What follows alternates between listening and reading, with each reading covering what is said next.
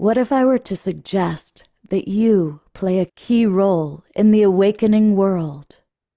And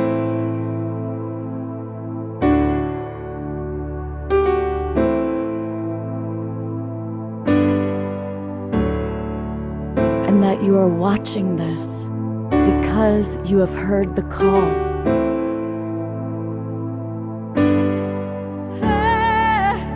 We can start right now by opening our hearts and minds.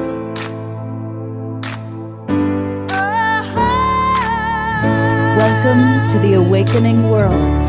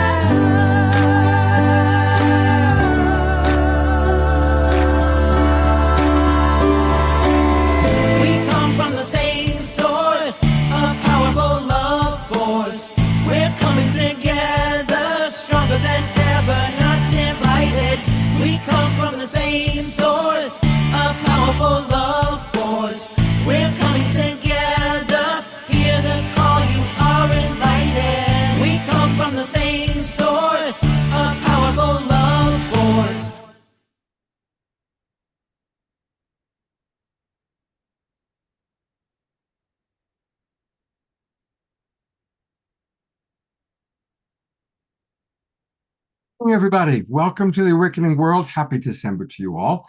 I'm Love Coach Scott Katamas, and this is the Awakening World on Saturday night, December 6th.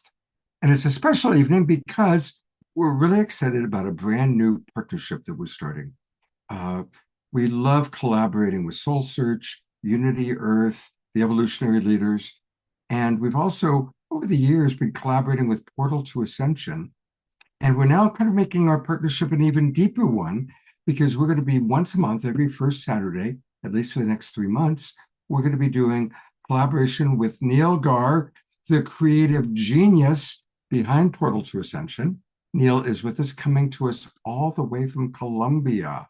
So, hola, mi amigo. Hola, hola. So good to be here with you, Scott. Thank you for having me, brother. I think it's been over a year since I've been on here, so I'm excited It's to be been a back while with you. because you used to always Yeah, come on, going all the way back to the Saturday Night Alive, right. Alive days. So, Exactly. in a moment, we'll go to Portal and kind of tool around. But tell people just a little bit about the history. When did you start it? How? Yeah, tell us a little bit about that. Yeah, definitely. Well, the actual Port Ascension name came in 2008, but the backstory is raised Hindu, kind of never really believed in any god, even though I was raised Hindu. I always felt that there was something missing in the world, and I started seeing similarities when I turned 18 in 2000 between Hinduism and Christianity. That was the beginning that led me down the path. I saw that there were similarities between Krishna and Yeshua. But I was told my whole life that both of these religions, they both came out separately from each other and they had nothing in common. And so why was I seeing these commonalities? So if there was like one thing that was really the beginning of it all, was a question, what is the root of all religion, right? That's what I wanted to know. So as I started looking for the root, I would be in Panera Bread back in 2001 in Irvine, California, after college, going through the Bhagavad Gita, the Quran, the Bible, the Old Testament, and I would find similarities. So this led me to the Sumerian scriptures. That was the beginning of it all. So fast forward about 2001 to 2006, deep down the rabbit hole, Sumerian scriptures took me to quantum physics, took me to ancient aliens, and the rabbit hole continues from there. In 2006, I decided to create a Facebook group called 2012 Consciousness, Mind, Evolution, and Presence. That was the name, big name.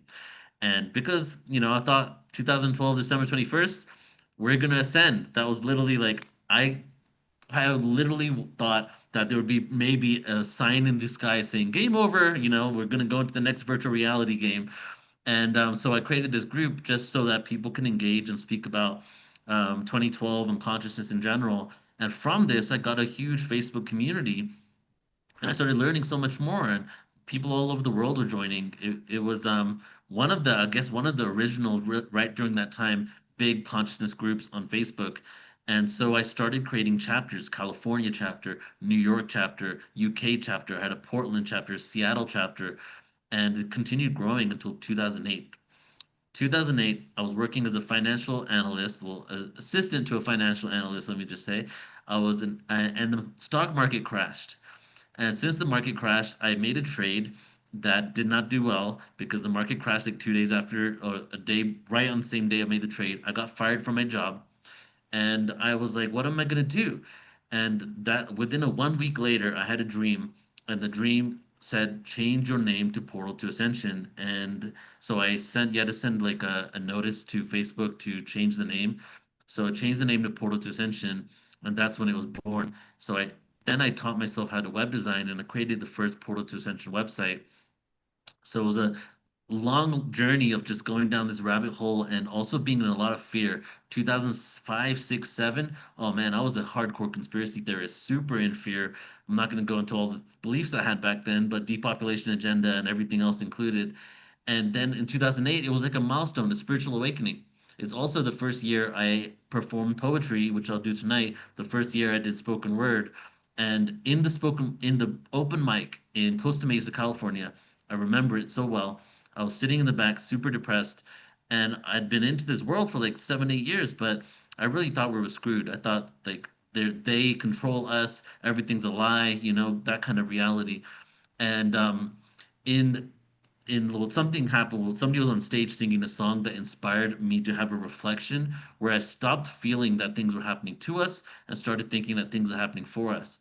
I shifted my belief to thinking that those that are in power, call them the Illuminati, secret societies, and doing all these things are evil, to being almost like necessary evils, but more like advanced souls coming down to give us the experience of darkness so that we can figure out and understand what the light is in a world of amnesia. That was my revelation in 2008. The same month I created Portal to Ascension, the name. My first event was called Hypno Creativity, binaural beats with hypnosis. And afterwards, we released our creative blocks. It was in Ginger's Garden in Costa Mesa. And we would like write down our, like, to release our creative blocks through binaural beats and hypnosis. And then just to wrap this up on the beginning right there, after that, I didn't want to go back to work, so I joined a good friend of mine, and he goes by Dr. Dream. And this is when he first started doing events. I was the one who produced his events in the beginning. We jumped into his car, his truck, and we went from San Diego to Vancouver to Victoria Island, up and down the coast, like 2 or 3 times in a year, doing Tibetan bowl healing events. So I was learning how to produce events. I had no email list. I had no marketing abilities. I'd never created events before. I'd have to call local yoga centers. I'd invite people that were spiritual in the community for free to my event so that they would then promote my event. And that's how I learned. Like I would say, like to toot my own horn a bit, I feel like I'm a really good event producer, and it was because I just like threw myself into the fire, and just I was living out of a car for like 3 years doing these events. And after a year, from 2009 into 2010, I stopped working with Dr. Dream, and I met a friend of mine back then who channeled a Syrian being. So I continued the tour, but instead of being sound healing now, it became extraterrestrial channeling events. And then for 2 years, almost twice a week, we were doing Syrian channeling Q&A events, just going up and down the coast. And that was really the start. But the milestone was 2012 when I had my first conference. And there's a huge story after that, but a lot of other things happened, and we've continued to grow. And now I would say like we're one of the largest conscious event production companies in the world. Have over 12,000 hours of content on my site, worked with over 4,000 speakers, done over 3,400 events, and we just continue to grow. Now it's more time for expansion. We're going to get into, today what's going on in the world while we're expanding more. But I'm just excited. I've like this, just what's happening today and what's happening in the world excites me. When I see chaos, I see opportunity. When I see systems crumbling, I see that there's a potential for something new. And we're all here on the precipice of that greatness. So I'm really excited for it. Fantastic. What an amazing story. And I mean, I'm just so blown away with all that Neil does. And he's a brilliant poet. And multiple people I've written in the chat box, Neil, you'll have to read all the messages. At least a dozen people talking about how much they love PTA, love your work, love your shows. And Thank you, people are guys. asking if you're going to do poetry. And yes, we are going to 100%. give Neil poetry tonight. Let's go take a look at his beautiful site.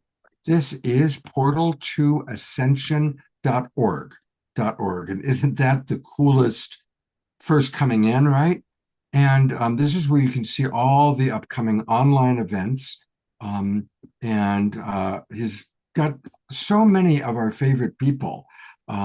Marguerite Rigoglioso, who's just been on the show quite a bit recently. The Real Disclosure Conference, that's going to be a good one. And our good friend Alan Steinfeld is in the house. We're going to be talking to Alan a little bit about what's going on. Our good friend Geraldine Orozco, so many of the people that we love on the Awakening World, but a lot of people that we haven't had yet that you can meet and see through Portal to Ascension. Where's the best place for people to go to kind of get on your email list? Would it be contact? Just the homepage, actually. The homepage just has something right there. You can sign up. You get thousands of hours of free content. And January 1st, I'm launching a whole new website that's going to be way more user-friendly. We have a subscription because you can purchase an event and have it forever, but we're also going to have a subscription component as well, and some other cool things on the site too. But Great. yeah, the homepage, sign up, you get a username and password, and then you can go ahead and start viewing the content. Right. And we're going to meet 4 of Neil's favorite presenters that he's brought tonight. But hey, we better get going with what we always do. We start the show with music, and our beloved house musical artist, Omar Shah, is here with us. And a little bit later in the show, Nina Gray is with us, as those of you who were here early, saw. Mr. Omar Shah, welcome. Yes, indeed. Welcome, Neil. That was a great story. I did not know that about you. You rock it, brother. I am so in awe and impressed. And welcome everybody on Facebook and YouTube and our streaming partners. And we're going to start with a song called Welcome Home.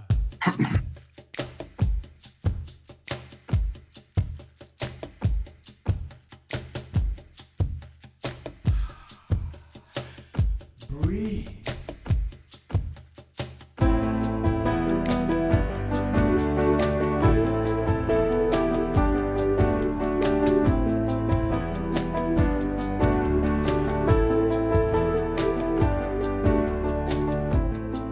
Let me shine a light inside, and I'll show you where your truth resides.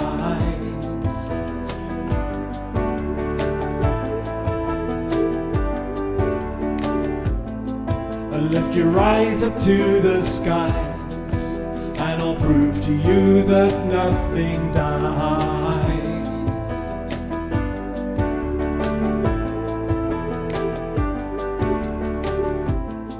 Together we will rise again, and we'll make amends for what we've done.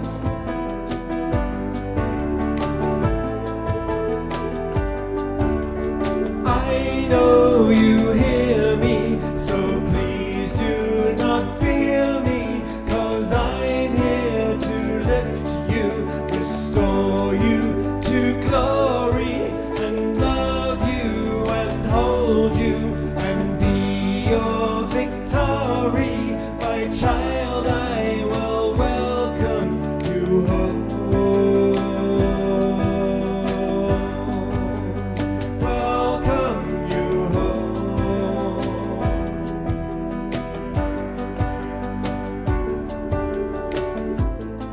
So let me take your hands in mine. As I look at you, your spirit shines.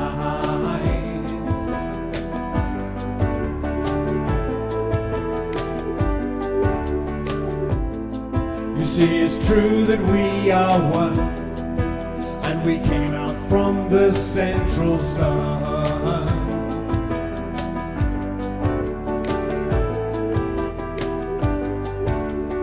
I know you hear me, so please do not fear me, 'cause I'm here to lift you, restore you to glory.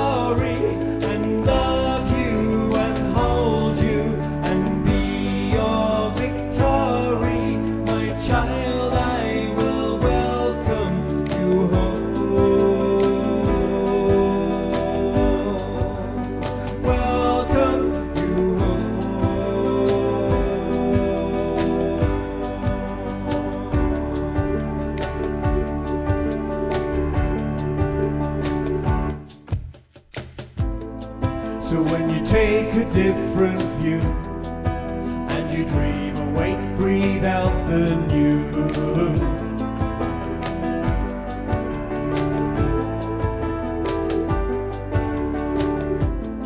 The world will come alive again as we dance and sing and make new friends.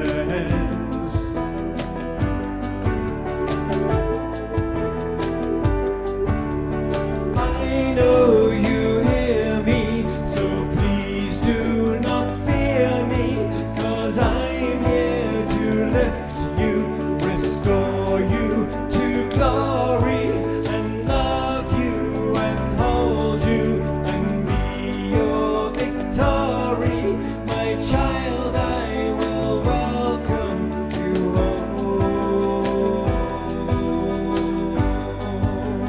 Welcome you home.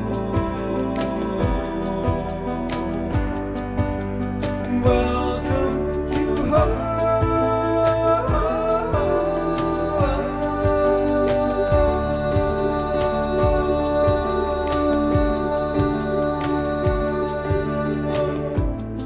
So let me shine a light inside. I'll show you where your truth resides. And lift your eyes up to the skies. I'll prove to you that nothing dies.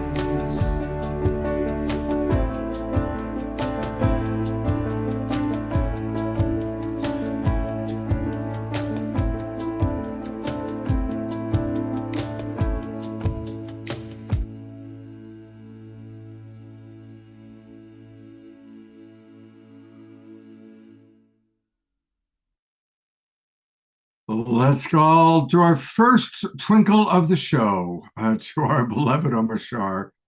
A terrific, wonderful, wonderful song.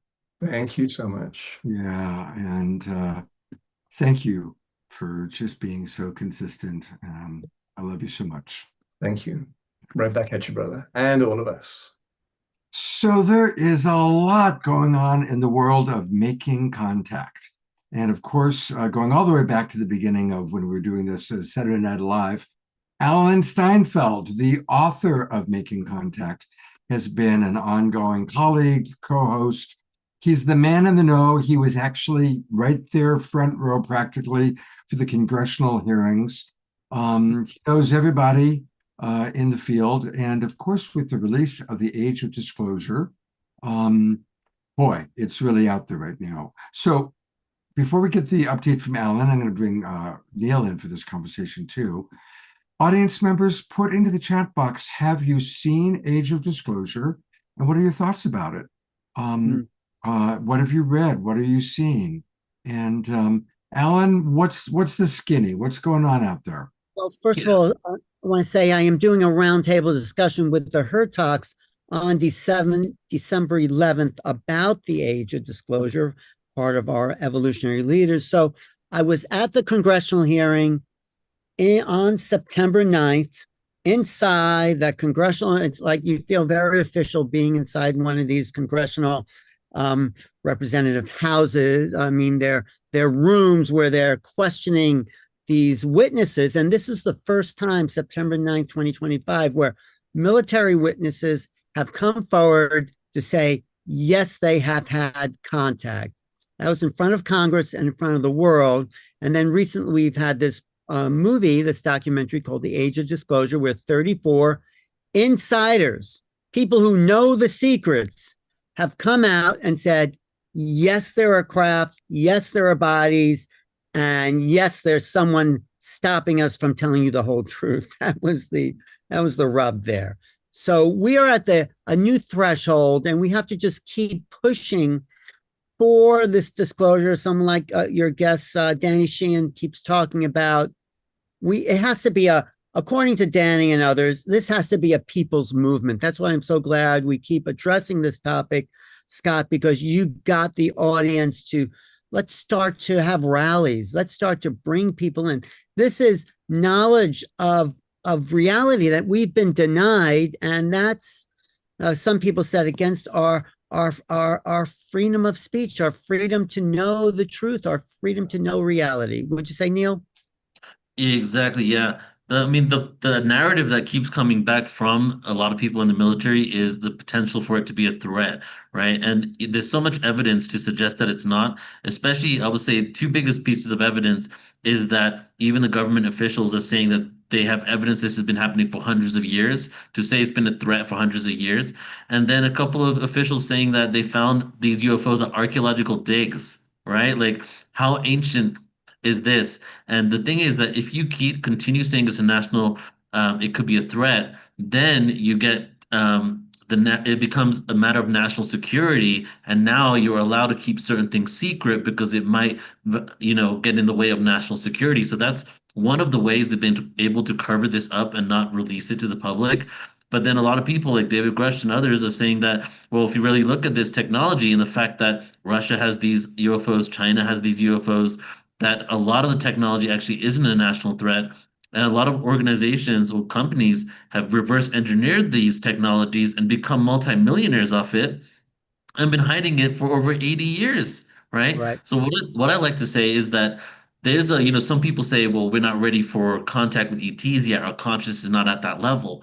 But then if government officials are interacting with them, dissecting bodies, having UFOs there, and they're ready for it, because like even David Grush just spoke to a congressional member a few days ago, and Ross Coulthart put out a tweet about it a couple of days ago, saying that David Grush filled him in on the interaction between the government, shadowy parts of government, and the Nordics and the Greys.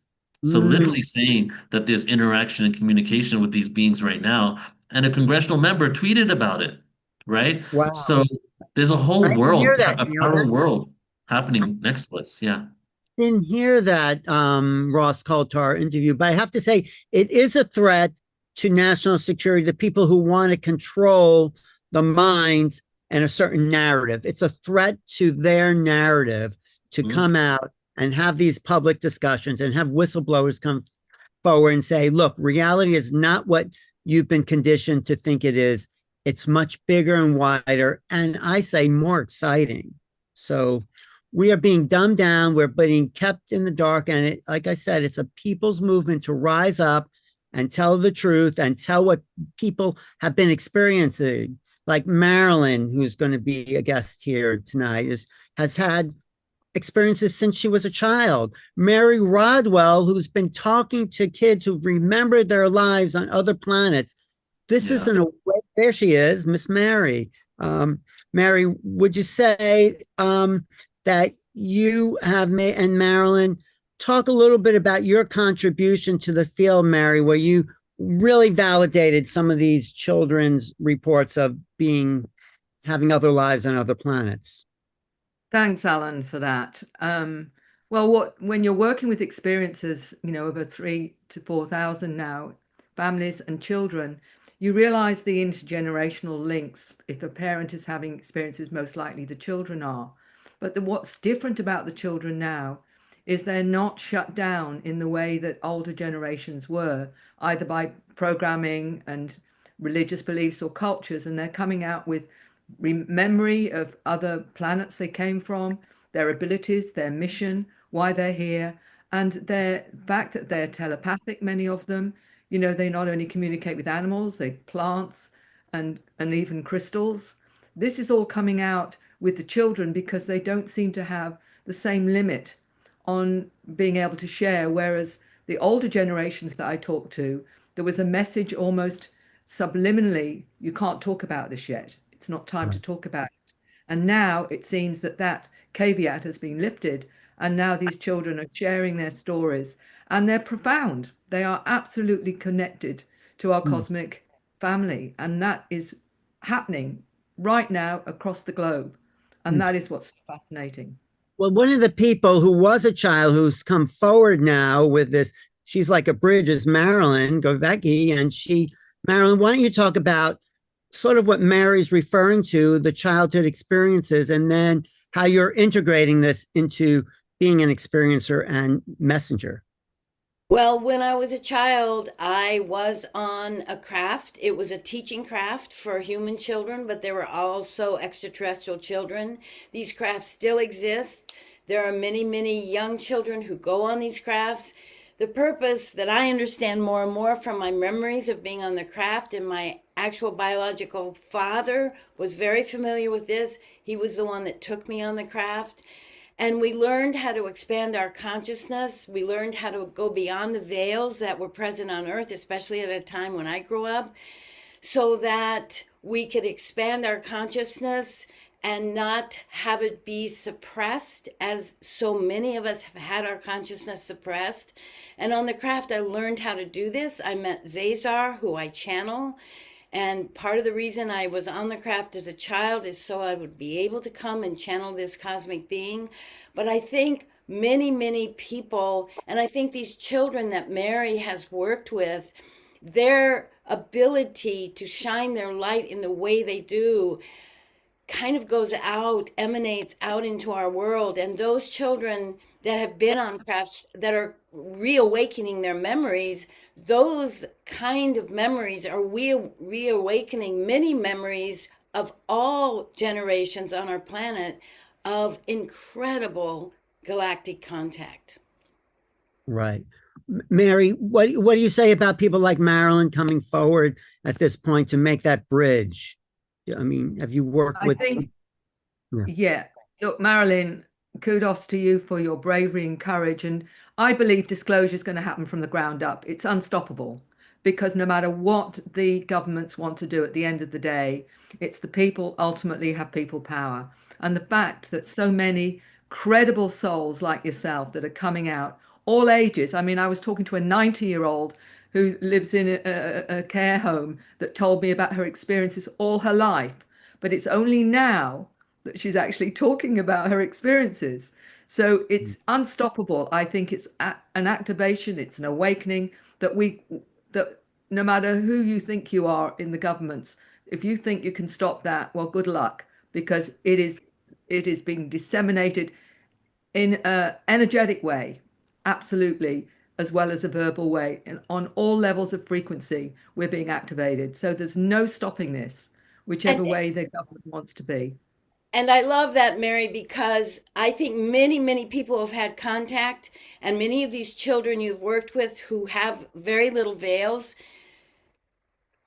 they are all communicating telepathically in their higher selves. And there is a network of telepathic communication, whether people are aware of this or not. And that network of communication helps people be able to not only remember, but be able to tell their stories. And that network of unity consciousness that's being created by this telepathic communication among many people who've had contact. That's one of the beautiful things of having contact with the galactics, is that we learned that basically we communicate through telepathy, not just through worded language. Right. Absolutely. And you know what Mary and Marilyn and Neil and a lot of us are talking about is that this is about experiencers. What the age of disclosure does not include is the people's experience. And that takes the phenomena to a whole other, more intimate level. And that's the movie that should be made. Right, Neil? Exactly. Well, that's what I want to make with you, man. I mean, we created one documentary that was pretty good, and next one's going to be Messages from the Stars. That will be about channeled information and contact. But it's always like what really interests me is that if you look at all these whistleblowers, so-called whistleblowers, because actually they're not technically whistleblowers, many of them, because they actually submit their what they're going to say to the Pentagon and DoD before they say it to get it approved, and they're like two like they're like they're not directly connected to programs. They have heard about people in the program. So one, we don't really have the people that are actually their reverse engineering craft and things coming out. Maybe Bob Lazar was one of them. Maybe there's one or two here or there.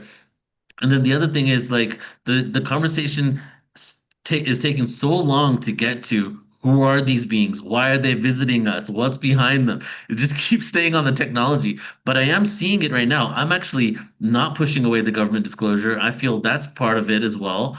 And everything they do backfires, whether it's not got to anything to do with UFOs, got to do with other controlling mechanisms. because consciousness evolution is inevitable. Cycles of time are real, in my opinion. And as we're evolving, they're going to do things like put out government statements saying that there could be a threat. Is it China? Blah, blah, blah. But all that's really doing is letting more and more people who aren't in the know now start contemplating, oh my God, we're not alone in the universe. You know what I mean? Right. And that's first, I think that's the first step is to shift our consciousness to being open to that. But also what Mary and Marilyn are both saying, that the telepathy and the channeling, this is, as Mary's book is titled, The New Human Coming Forward, that is using a greater facility of mind, right, Mary? Isn't that your thesis? Yeah, I mean, they're bringing in the frequencies, and I often point out you have these music shows where they have these children with incredible voices at 5, 6, 7, 8, 9, 10. Yeah. And what they're doing, they don't realize, is they're bringing the frequencies through their voice, and they're all saying, aren't they amazing? Yes, they are, because they're bringing in all the higher frequencies, and people are really moved by that, but they don't realize this is all part of the activation that's going on around the planet. And that's just one example of how it's happening, which is brilliant. Marilyn. Well, I'd like to say that these frequencies, these higher frequencies, are going to be the best contagious event on our planet. Contagious in a really good way, because once you start experiencing these higher vibrations, there's no return. As you say, Neil, there is no return. And by the way, when the government says that contact or ETs are a threat, I want to put a word out there to people who are beginning to remember they're having wonderful contact, that when it's framed that it's a threat, it sort of begins to suppress our consciousness and our remembrance. And I think that's another tactic for those experiencers that are beginning to know the truth of their own star families, of their own remembrances, and their own contact. And I think they are not a threat. I am saying this to everybody. Zazar, who I totally trust, this beautiful cosmic being, the extraterrestrials that are now around Earth are not a threat. And so allow yourself to go inside and feel these high vibrations building. And those vibrations often will create corridors that take you not only to your remembrances of contact, but take you to knowing the truth about you come from the stars. Right. This is what's happening on Earth. And I think with that, Marilyn, a new neurocircuitry opens up so we can cognize, as I say, new realities. And this is what the telepathy tapes are so important about, right? You've heard that, Mary. And we are becoming telepathic. I just had 200 people in my remote viewing class. So we are accessing the new human, the superhuman, the greater mind. And it's really exciting times. And well, as we get out of that limbic system place, that stress management brain, there's still parts of the brain scientists have no idea what they are about. And those are the parts that are beginning to grow new circuitry for these new sensory modalities that are beyond our physical senses. And those parts of the brain are also building mind field circuitry of the fifth dimensional mind for the new human. And so that I can't think of a better time to be on Earth, even though it doesn't look like that. that's Mary's book, The New Human. You want to talk about the new human you've discovered, Mary? Well, the one thing I was going to actually say, apart from the fact that these children are across the globe, it doesn't matter what culture, what belief system, or where, what their programming is, they know who they are, and they know they've come with a mission or a mandate. Many of them say, well, I'm a hybrid, and they will mention their star family and that they're part of that star family, That to me is the amazing awareness. But looking at the agendas, when we wrote we did the survey with the Dr. Edgar Mitchell Free Foundation Beyond UFOs, one of the most outstanding statistics with 4,200 people was 85% had a psycho-spiritual transformation. What does that tell you about agendas? Ultimately, that 50% had healing. 50% out of that 4,000 had healing on board craft. When you start to see when people try and make out that that ultimately this is a negative, nefarious kind of contact, you've got those kind of stats that are defying all of that, and people saying they've changed and transformed into a completely different perspective on life. They change their life. They change from materialism. They become eco-friendly. All of these things. And the other thing that I've been working with many of them is they want to work with their multidimensional abilities. They start to open up. They start seeing orbs. They start feeling presences. They start getting downloads of information, star languages, light languages, you know, and codes and all of this. This is part of the transformation that's actually going on. And wanting to know, well, how do I understand this? How do I now validate these experiences so I know that it's coming from that place? So my job often is giving them the tools so that they can work with that to a point where they're confident that they're working with balance in their new multidimensional abilities, and it changes their lives completely and utterly. Right. Thank you, Scott. What you Well, I love that. This is kind of a spontaneous discussion that just happened. So we'll be adjusting our agenda a little bit, everybody. But there's a wonderful question. Since we're celebrating Portal to Ascension, Susan is asking in our audience, how does this all relate to Ascension? What is Ascension? And from each of your points of view, maybe each of you give 1 minute or 2 minutes max on what is Ascension, and what is our portal to Ascension? How does this all relate? Well, that has to start with you, Neil. Let's do it. You know, the word ascension, when I first started using the word ascension, portal to ascension, sometimes back in 2009, 10, 11, I would have some kickback where people actually were frustrated I was using that because they didn't relate or resonate with it. And some people are like, oh, we're not ascending, we're descending because we're coming down to earth, you know? And I feel this is all semantics. And the thing is with ascension, and especially back in the day, I would say before 2012, a lot of people considered ascension to be a destination, somewhere where we're going. But the thing is, I feel the universe is one big Xerox machine. It just gives you what you put out there. So if you are putting out the energy of ascension that we are going into some other reality, but you're coming from a place of desperation or lack, or this world that as we know it sucks, basically, you're just going to keep getting more and more of that. So ascension to me is a paradox. Paradox is my favorite word. Everything in the universe and creation is paradoxical. The subatomic world is paradoxical. So the paradoxical element of ascension is the only way we can create an ascended world is by finding beauty in the moment right now. The only way we can create an ascended world is seeing ourselves, and Cesar did an event, Marilyn did an event with us this morning, and she said, Cesar said, seeing ourselves in the other, finding love in the other, finding love in this moment, seeing the beauty in the way the world is now. So yes, we're ascending these cycles of time where we go through a descension and forgetfulness and a remembrance, quite literally, that is tied to not just metaphysical information, but actual positions of our solar system and our galaxy, yes.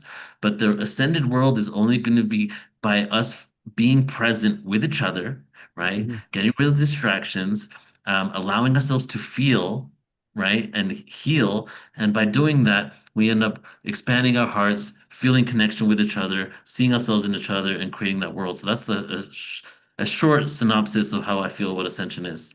Well, let me just jump in there. Thank you, Neil. I agree with everything. And it's what you're saying to me and what Marilyn and Mary are saying, it's a frequency.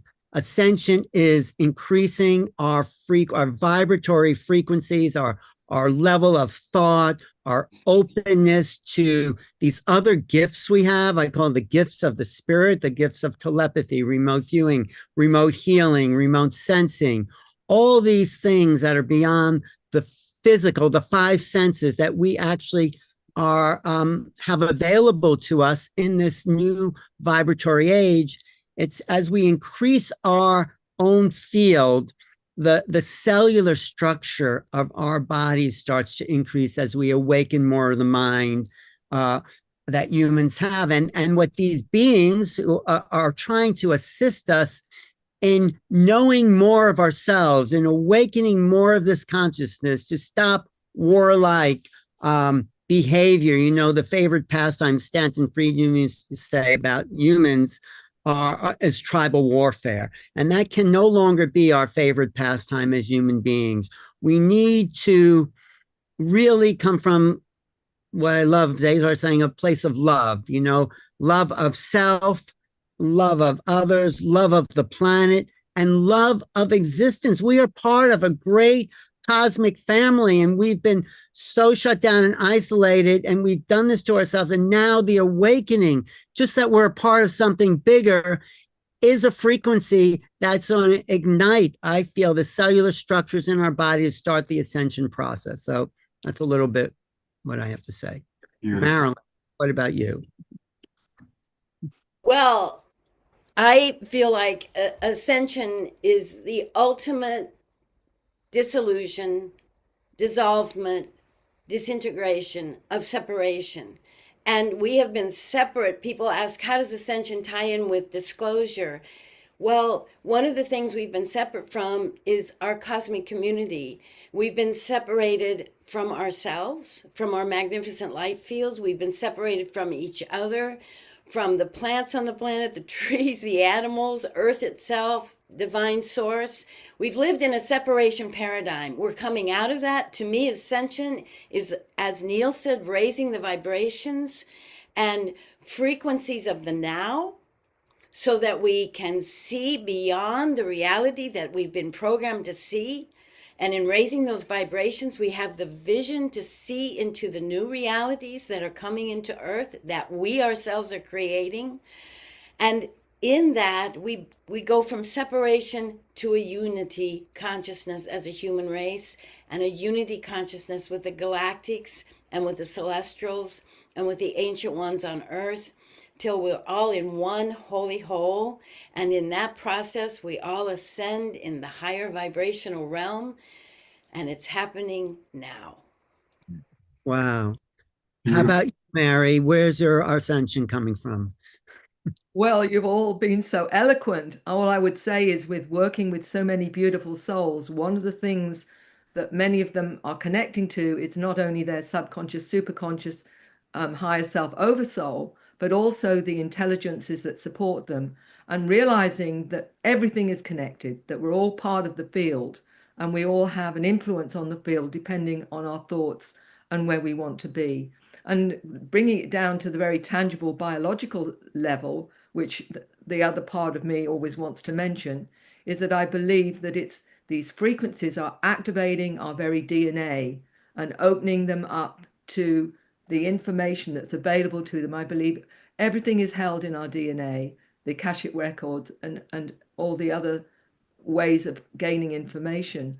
And one of the ways that's been happening is through frequency and opening up to it and accepting the changes with love and with acceptance. We realize just how amazing we all are, and how connected we all are, and how important every single person is in this wonderful matrix of reality. And to enjoy the journey rather than being afraid of it. I think fear is the one thing on our planet that is holding us back. And if we can transcend that, we are then part of something really quite incredible. Wow. Awesome. Thank you, Mary. I'm going to come in because I do want to, we got to move forward, but fantastic initial conversation. And our audience is going nuts. They're saying, I am going to read a couple comments, and then we're going to go to Melissa. But Eleanor Joy writes, wow, the first 40 minutes of this show has really ramped up my excitement and connection to my I am presence. This morning during my group meditation, my intention was to become more aware of my I am, and this show is certainly addressing that intention. And Ayada said same thing for me, kind of similar. So people are really, really enjoying the show. Take a look at the comments coming in. I can't read all of them right now. I hope, Susan, you've got a little bit better of a, that was a great question about Ascension. I loved what everybody had to say. And I guess I'm going to put in my 2 cents worth because I'm the host and I can do that. As best as I can tell, humanity is moving from survival consciousness, reptile brain reactivity and survival, into thriving, into moving into our frontal lobe. And the people you see on the show that are inspired, the people that are kind of have had the blessing of awakening, whether it's been through hallucinogenics or through connection with ETs or just having good families, whatever it is, we're blessed to have that kind of awakening to what Dr. Jude Curvin calls the unitive narrative. And there's many different names for it, but moving into oneness consciousness, away from survival, away from us versus them, away from the good, bad paradigm. Now, obviously, sadly, a lot of our political establishments right now, a lot of our political figures are really hanging on to us versus them, right versus wrong. And that's why shows like Portal to Ascension and the Awakening World and New Realities and all that we're participating in is important for us to just keep reminding each other and putting out to the world the unitive narrative, leaving the survival paradigm behind as we move forward into a much more loving and compassionate future. And that's what we're doing. We're all creating a compassionate future here. And one of our wonderful presenters tonight, who I'm a big fan of hers, I actually just watched her on the Beyond Christmas program. And I think some of you were there. I saw some of you there. Dr. Melissa Sophia Joy is back with us. She's been on the show before. And welcome, Melissa. I'll, of course, put your bio into the chat box, but let's just jump right in. What are some of your thoughts about the conversation we've been having? Thank you, Scott, for welcoming me here. I'm so delighted to be back. And I am loving this conversation. There's so many things that, especially Marilyn and Mary and Alan, all of you, Neil, have said that really, really resonated inside of me, especially the conversation around the question, what is ascension? It's something that I've been sitting with for so many, many years. And, everyone said something that was really profound, but Marilyn, from my experience, you really hit the nail on the head. It's really about bringing everything back into that unity consciousness, because this is a lot of my work. I have had a lot of experiences with many multidimensional beings, ascended masters. I came more into this work because I had a really deep, really difficult dark night of the soul that lasted for a decade, because for me, I haven't had direct contact necessarily with ETs. What my journey has been is through the experience of having multiple past life memories. And so for me, at the beginning of this process, it was really difficult because I was having all of these memories of my earthly experiences over thousands of years. And as we all know, we've been living through a lot of the filter of victim-victimizer consciousness. And from this experience, in my own healing, I had a vision of Yeshua and Mary Magdalene that came in, and they started teaching me actually how to calm the reptilian limbic system, the somatic contractions and negative voices inside of us, so that then we can receive more and more. And from this experience, I had an incredible amount of healing and awakening. I've been sharing this path with many, many others for many years.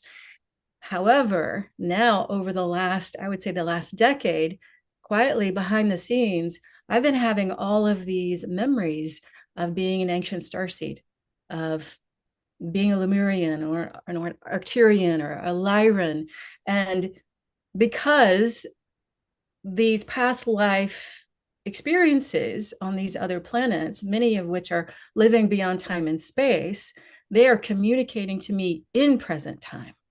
And so my experience of ascension has really catapulted into multiple frequencies and levels of what it really means to receive all of this light and this wisdom and this transmission to transform the density of what I'll call the false light, the false narrative that lives inside of us, the internalized structures, the victim-victimizer, patriarchal mindset, etc., that lives inside of everyone, I believe, so that we can actually come into the unification of all the different levels of the pure light and the pure dark, of the human and the divine, so that we can actually come into the core essence of unity, and so that our ego can rest, and so that we can really understand and feel and sense and live our divinity.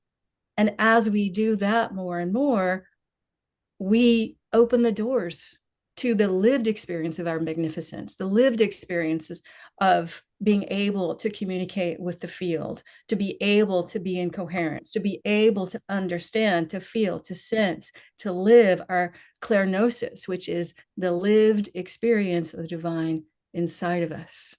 And so, yes, I really bow to all of your wisdom in what you have shared. Well, tell us a little bit more about your direct connection, because that I heard you talk about it on Beyond Christmas, and our audience can handle it.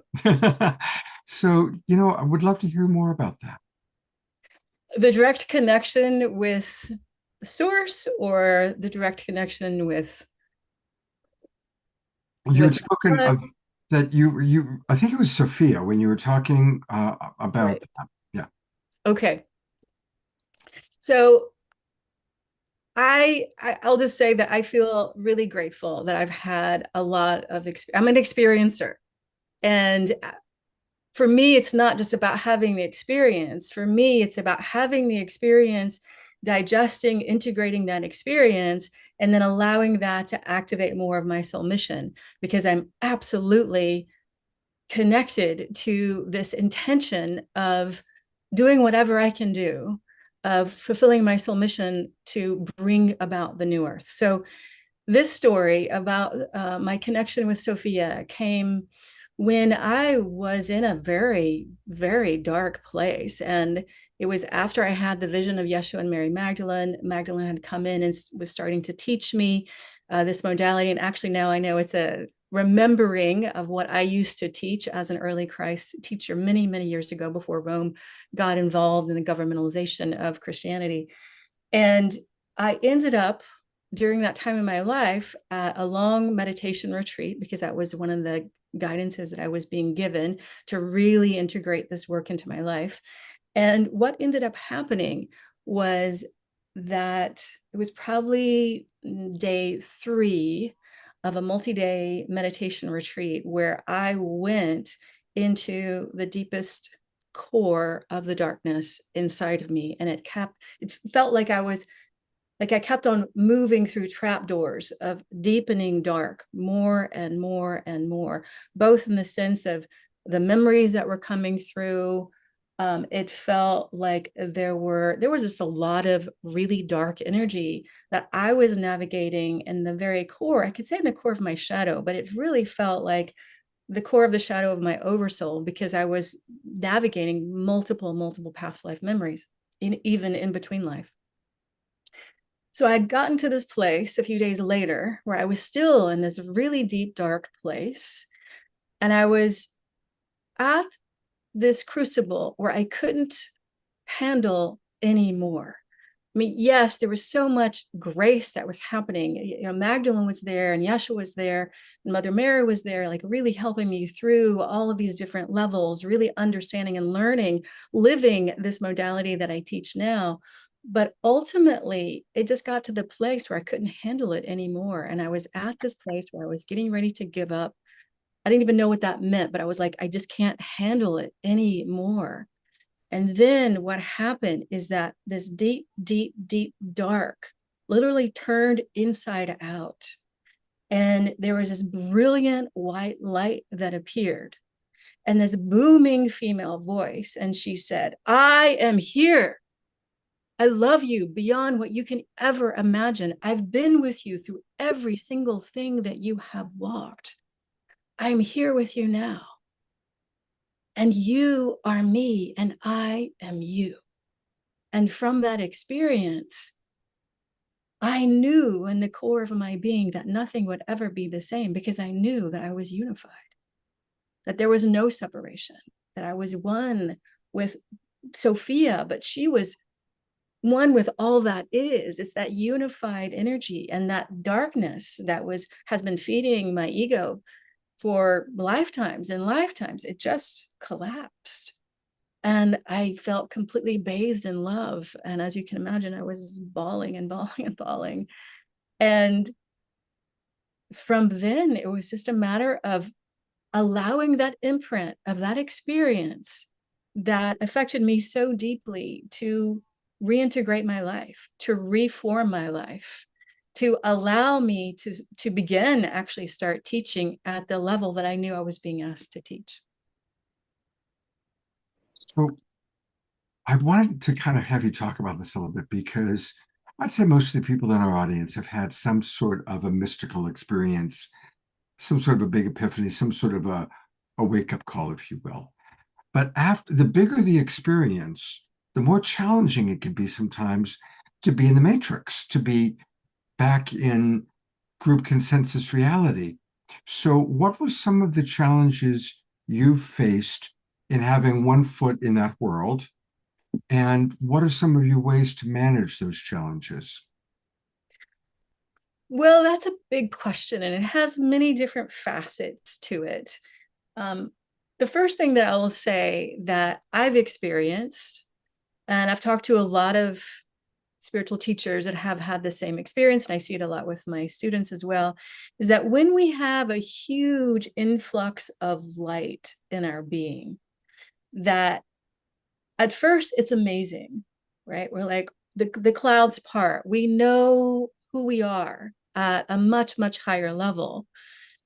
But give that light time, and that light will go into any parts of us that believe otherwise, any really well-worn egoic voices or aspects of our personality, right?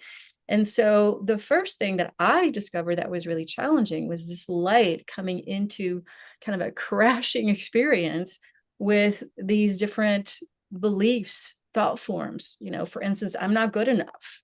Who am I to be a teacher? What can I share? All these different energies. And so a lot of the integration of this for me, multiple awakening experiences, is allowing that to be a normal experience, to know that the light is actually showing up what's still hidden, what's still frozen, what's still collapsed inside of us, so that those parts of us can actually in their own time be able to open and receive this light, to trust this light, to allow the compassion and the love to actually allow these parts to rest. The other thing that I have found difficult is that, for me personally, I'm a very outgoing person.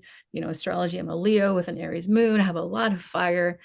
And what I discovered is that even though I have a tendency in my personality to be very extroverted, as I would experience these deeper awakenings, these experiences of unification, I found that I really needed to pull back.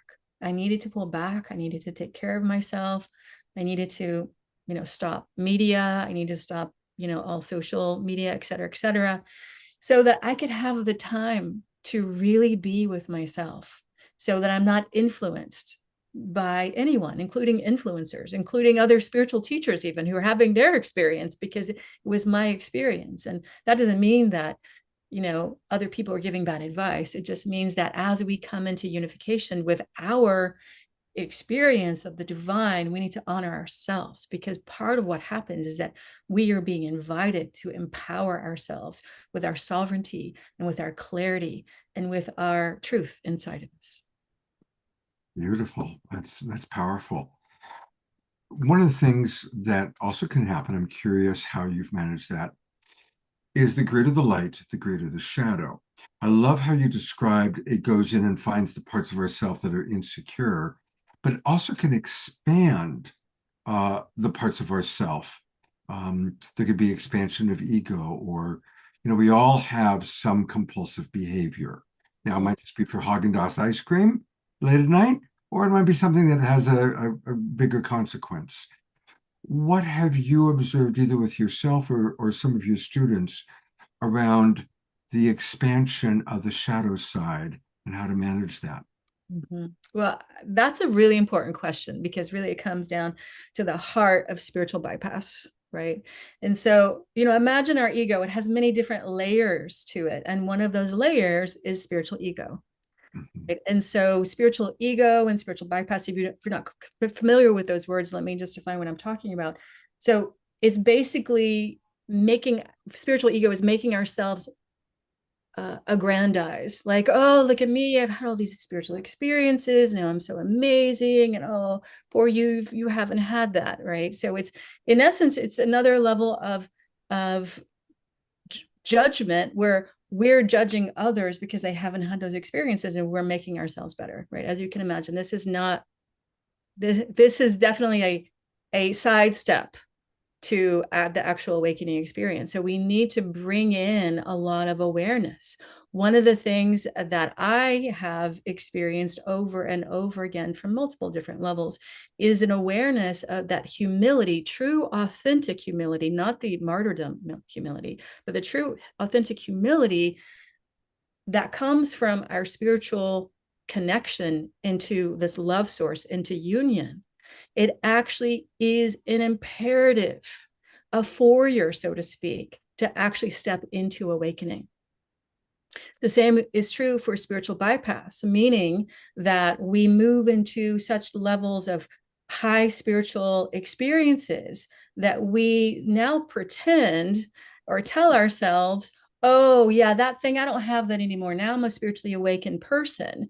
But actually that can get you into a lot of trouble. We see this with a lot of, there's a lot of history with gurus, for instance, who get themselves in trouble by doing things that aren't in alignment, right? Because more than likely, I don't know anyone's story, but I've seen it before. If you do this, then it will come and bite you because it's not in alignment. We do need to actually clear, transform, dissolve the dark shadow so that we can be in full ascension within our divine humanity. So we need to bring in light into all facets of ourselves in the capacity that we have. We don't want to do this too fast because it's going to be too much for our nervous system, et cetera, et cetera. But as we bring more and more light into our being, then very often it gets harder before it gets easier. But then once everything settles, the freedom, the sovereignty, the awareness, the divinity, there's no way to even articulate, where we're being invited into as we really humbly move into this path. Beautifully stated. One of the things that I've working as a coach and working with people for a long time, including my own personal journey, I really believe that our big wounding, our big life challenges, it's not about fixing it or having some epiphany and it's resolved. It's about learning how to honor and manage whatever our wounding is or whatever our issues are, whether it's addiction or low self-esteem or whatever it might be. We all have these challenges that maybe they're coming from our ancestry, maybe it's coming from past life, probably a combination of all of that. But we have to recognize it's about honoring and managing those things and not just having an epiphany and then thinking it's going to be gone. Yeah. All right, well, we are getting a little homeopathic dose of your wonderful medicine, and I want to learn more about some of your offerings. So we're on her website, and it's SophiaHealingAcademy.com. SophiaHealingAcademy.com. I want to encourage everybody to do what I'm doing right now. Put in name. Whoops. Hopefully I can spell my name properly. And tell us about the free ebook that we're going to get and that I'm going to receive now. Absolutely. So this is a book that I wrote a few years ago about somatic awakening, the essence of it, and the keys that really help to transform the dense shadow, the negative voices, the contractions of trauma, rather, that fuel our triggers, that fuel our, negative perception of the world. And the more that we can actually bring in our higher consciousness, which is at one with the divine, and actually come into relationship with these aspects of us, the more that they settle, the more that they transform.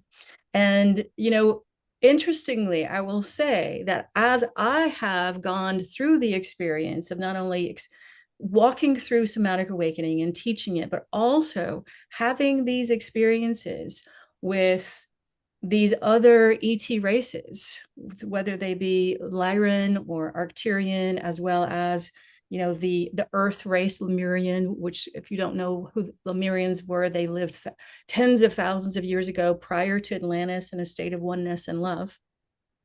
As they have communicated more and more to me, one of the things that's happening is that my teachings are expanding. Even the name of my school will probably even be changed, because it's expanding to these teachings where I'm bringing in all this information about quantum awakening, bringing in all this information about the Rose Grail path, which absolutely is connected to Magdalene and Mother Mary, but it goes back thousands and thousands of years, connected to the path of the dragon and the path of mastery. So there's a lot that's coming in that is started out with somatic awakening, because we need to transform the ego structure and the density within us in order to receive. But then we receive more and more of this divine connection. And all of a sudden we gain coherence to communicate with the field, to bring in not only manifestation, but to be masters of abundance, to be masters of unity, to be masters of love. And so there's a lot that's coming down the pike.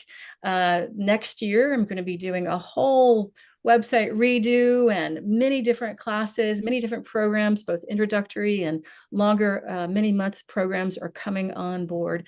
And so I'm really excited that this is the first official public announcement that I've made where I'm sharing all of these different new things that are coming in. They're not actually really new, because really what they're coming from is my experience of receiving these teachings by these incredible beings that are part of our ET family. Because, you know, keep in mind, you know, earlier we were talking about contact and disclosure, but many, many, many of these beings are living in such a high frequency that they are living beyond time.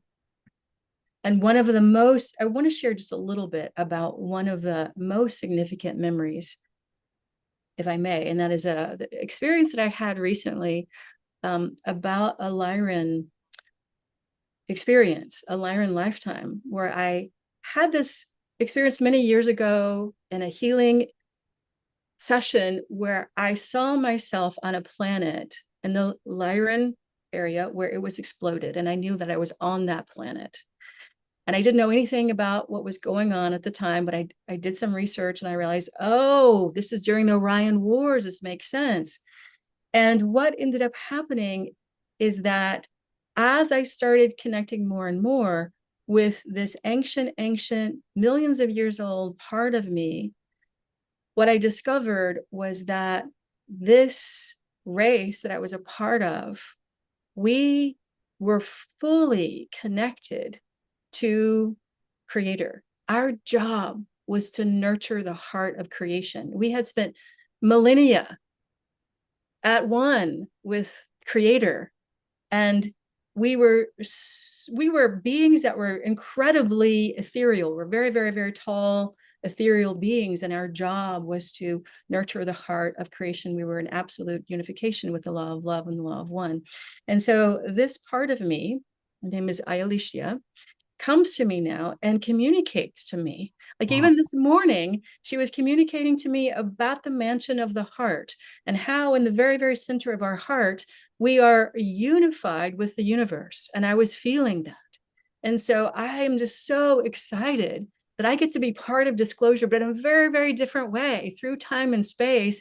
And I'm able now to share more and more of these teachings through a tangible way so that people not only understand them and hear the stories, but that they can activate their quantum reality, their unification, their connection to the law of love and the law of one inside of them, so that not only are we going to be stepping into being citizens of the earth, we are stepping into be citizens of the galaxy and citizens of the universe. How do we do that?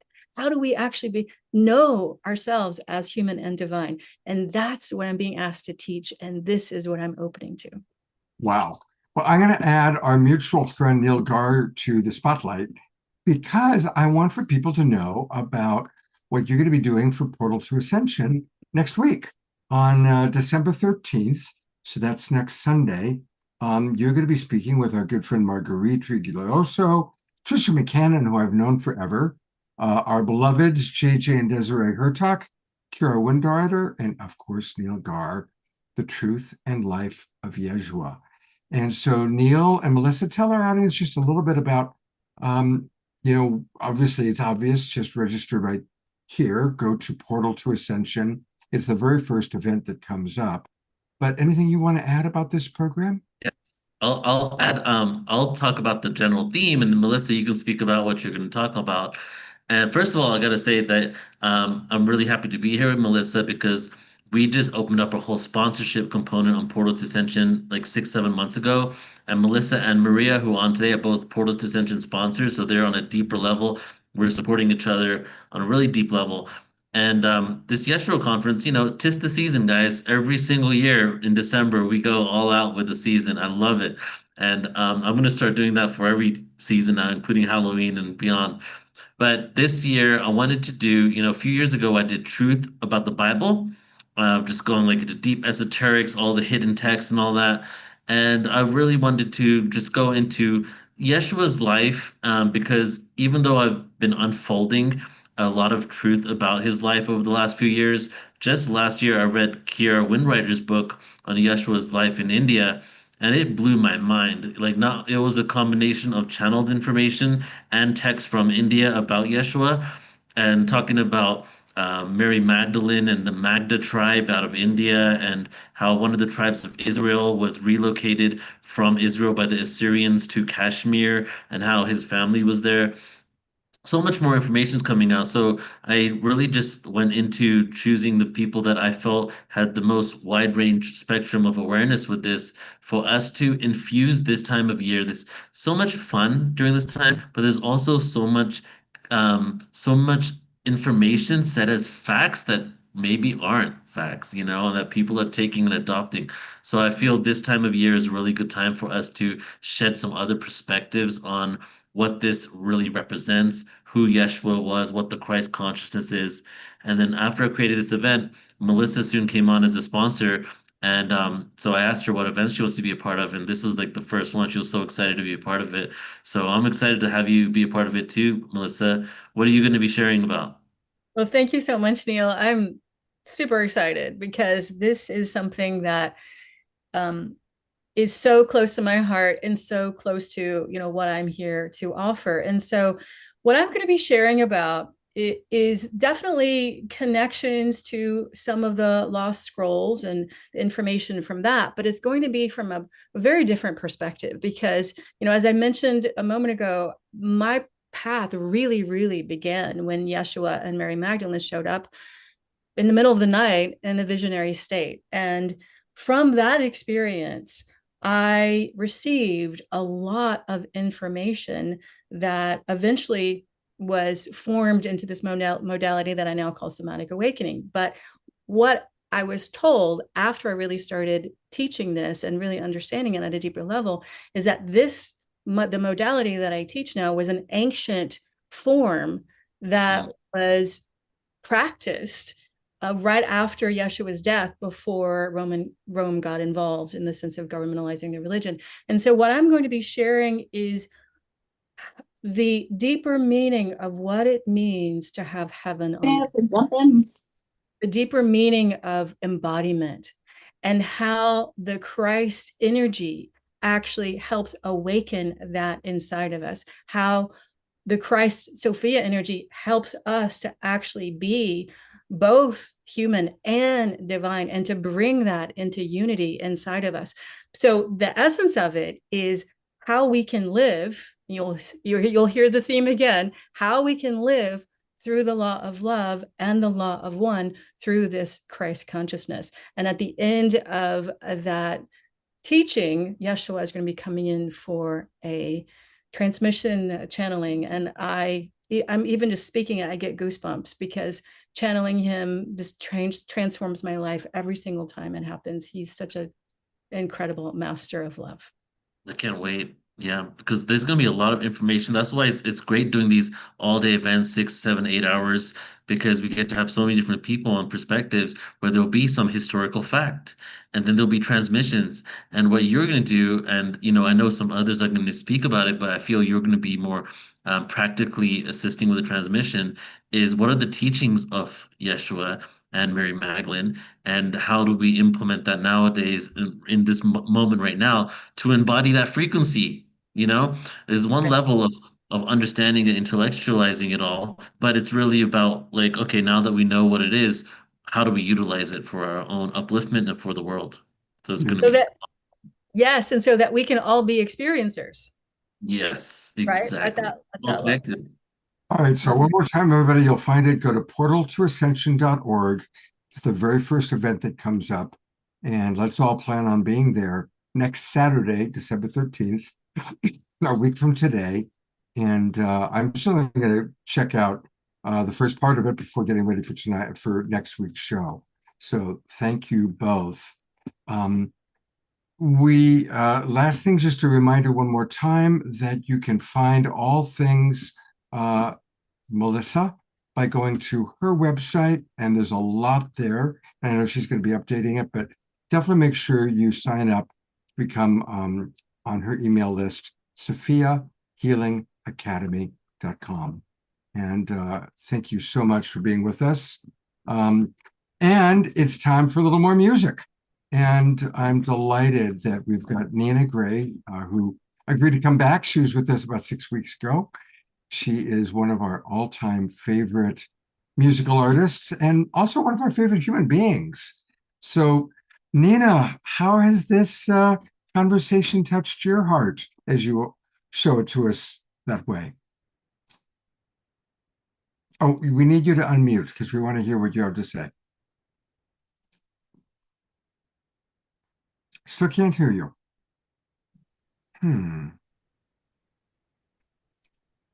One moment. Hello. Hey, there's that beautiful voice. Oh, it took my breath away. It left me speechless, this conversation. That's why it took a little while for you to come back. Any thoughts? Anything that comes up for you that brought home some of your own personal experiences? Oh my goodness. So much. I'm so grateful. Thank you, Dr. Melissa. Thank you, Neil. Thank you, Mary. Thank you, Marilyn. Thank you, Scott, always. The conversation on somatic awakening and embodiment resonates so deeply, and this movement from here to lived moment by moment by moment experience really feels on the pulse of our unfolding ascension and awakening as we exist in this time-space dimension. And I love it. I love this conversation. It's so enlightening, so resonant. And what's lighting up for me too is the tool. You mentioned this movement from survival to thriving, and recently a downloaded message around, the closer we are to a deep breath it reflects where we are on the scale of thriving and surviving. And when our access to a deep breath is close at hand, it's like we are in our embodied state. We are available to be channels, to be messengers, to be used, to be open to the frequency that wishes and desires to move through us. So this tool that's literally right under our nose, right inside our chest, right in our breath, is available, and such a wonderful reminder moment by moment of where we are. So a song on breath that I'll share to open up some deep breaths within us all.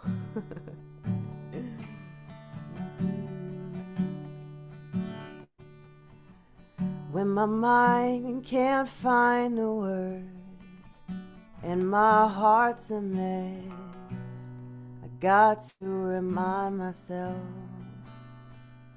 to breathe through it. When there's fire behind my eyes, grief inside my chest, I got to remind myself to breathe through it. Baby, breathe. Come home to yourself, darling. Breathe it all out so you can breathe it all in. Baby, breathe. Come home to yourself, darling. Breathe it all out so you can breathe it all in. Hey, oh.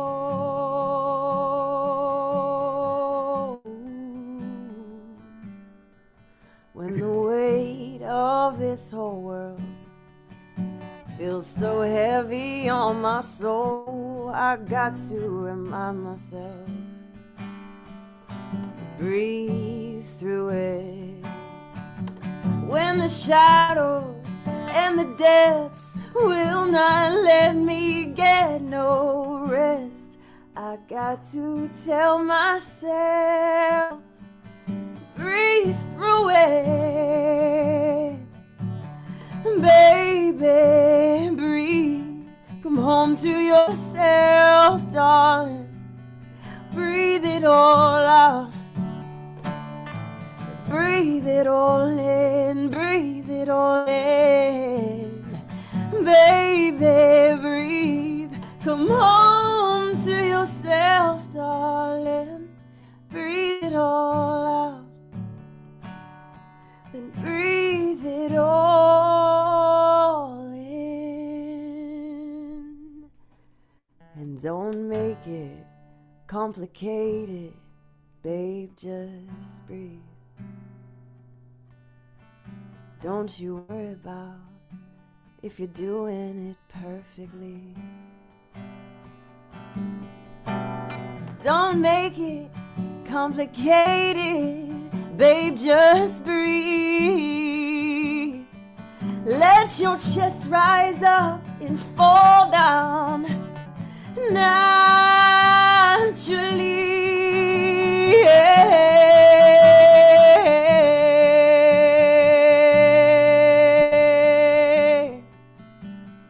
Baby, breathe.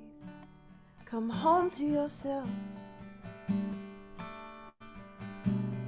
Baby, breathe. Come on to yourself.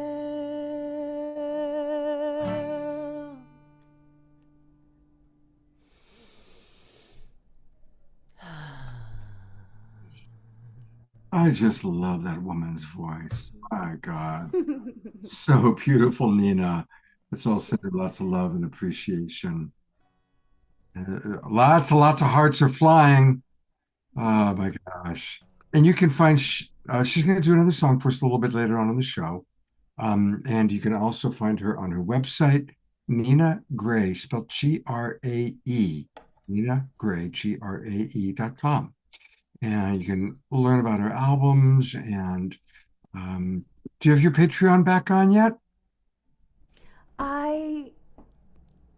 YouTube would be the best way to explore music and to be in the space of creations that I've shared. And okay, I will find your YouTube channel and show it after your next song.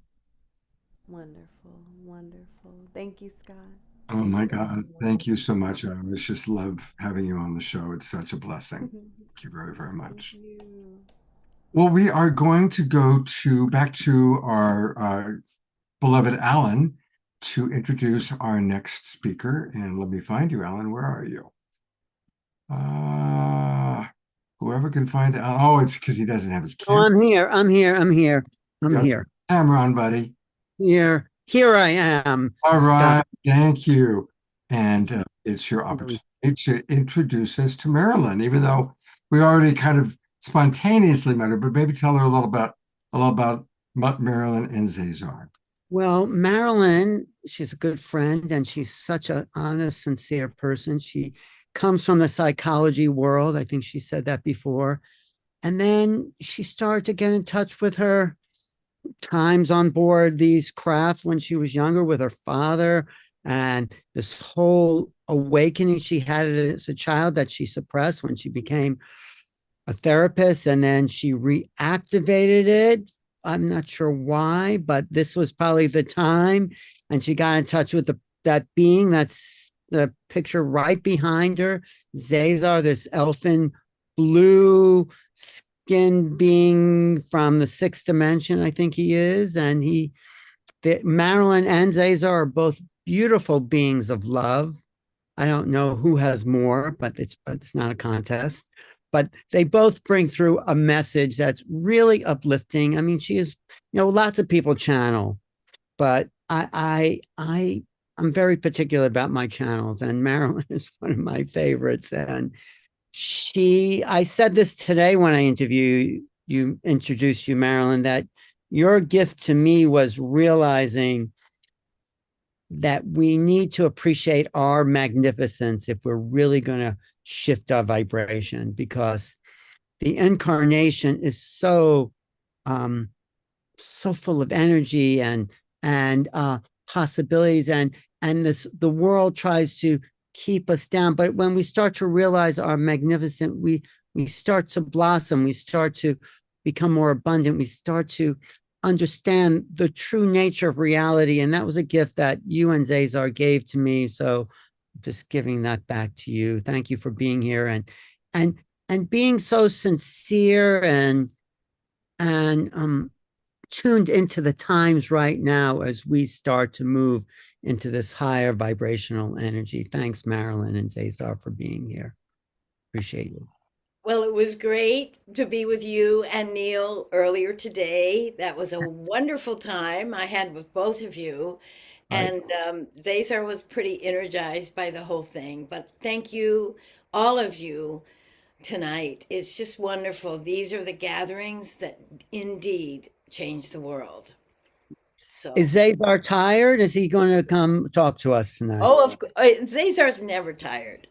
Marilyn's the one that gets tired. Are you It is okay? after 10 o'clock on Saturday night, but Zazar is ready to go at any time. He sometimes wakes me up at 3 in the morning with things he wants to teach.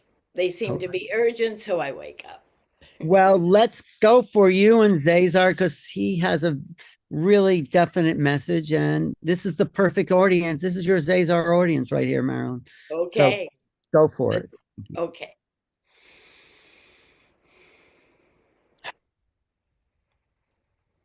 So it is wonderful to be here.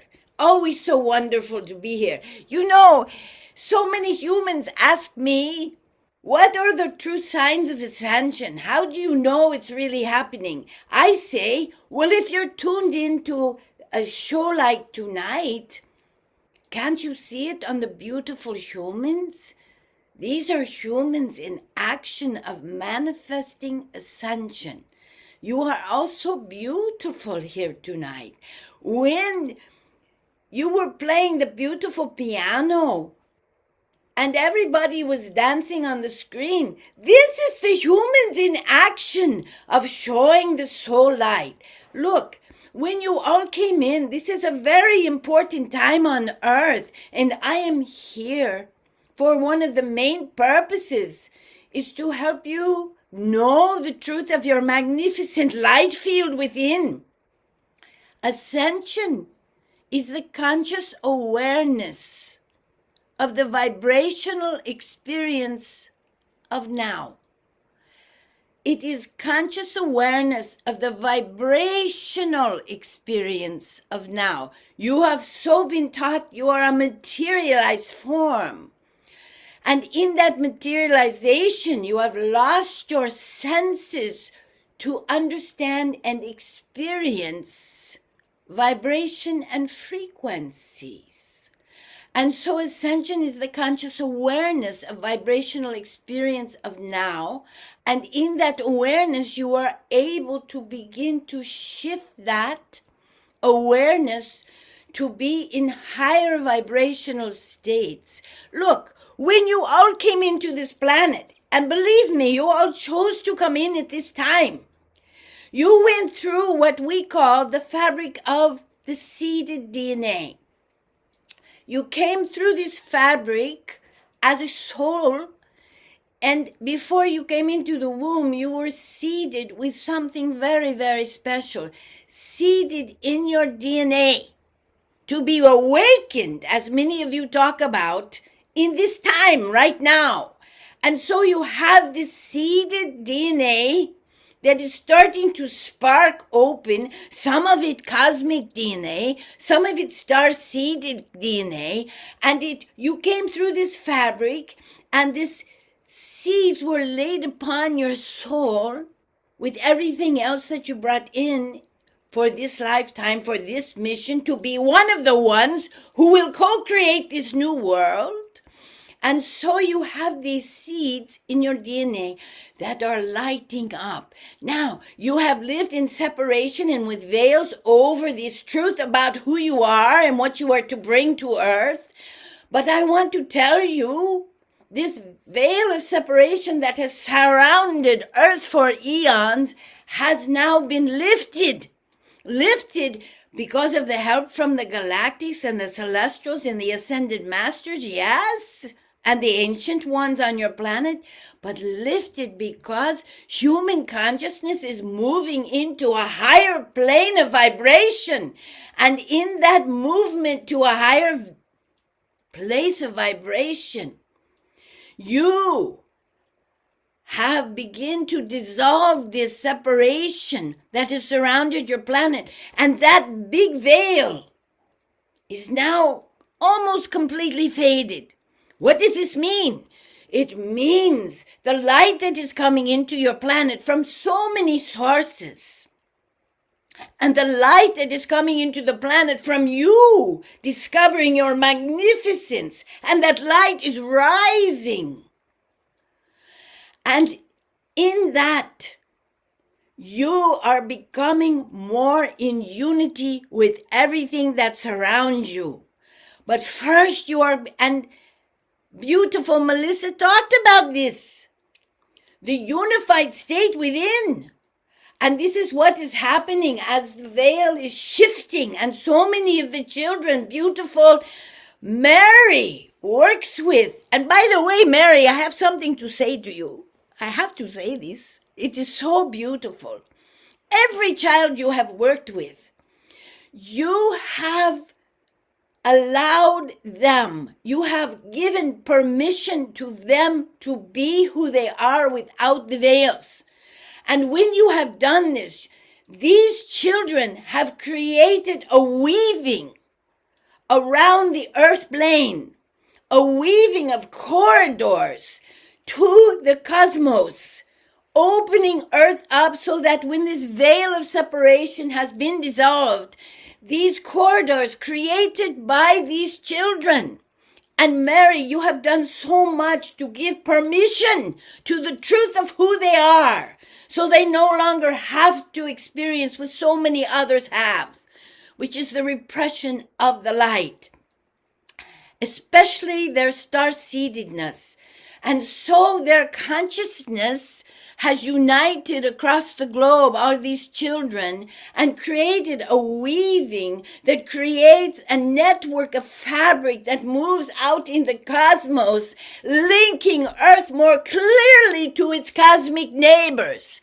I just wanted to say, we thank you so much, Miss Mary, Dr. Rodwell. We thank you so much. And we thank all of you who are doing this work. It is really existing in the light plane. Let me tell you something else.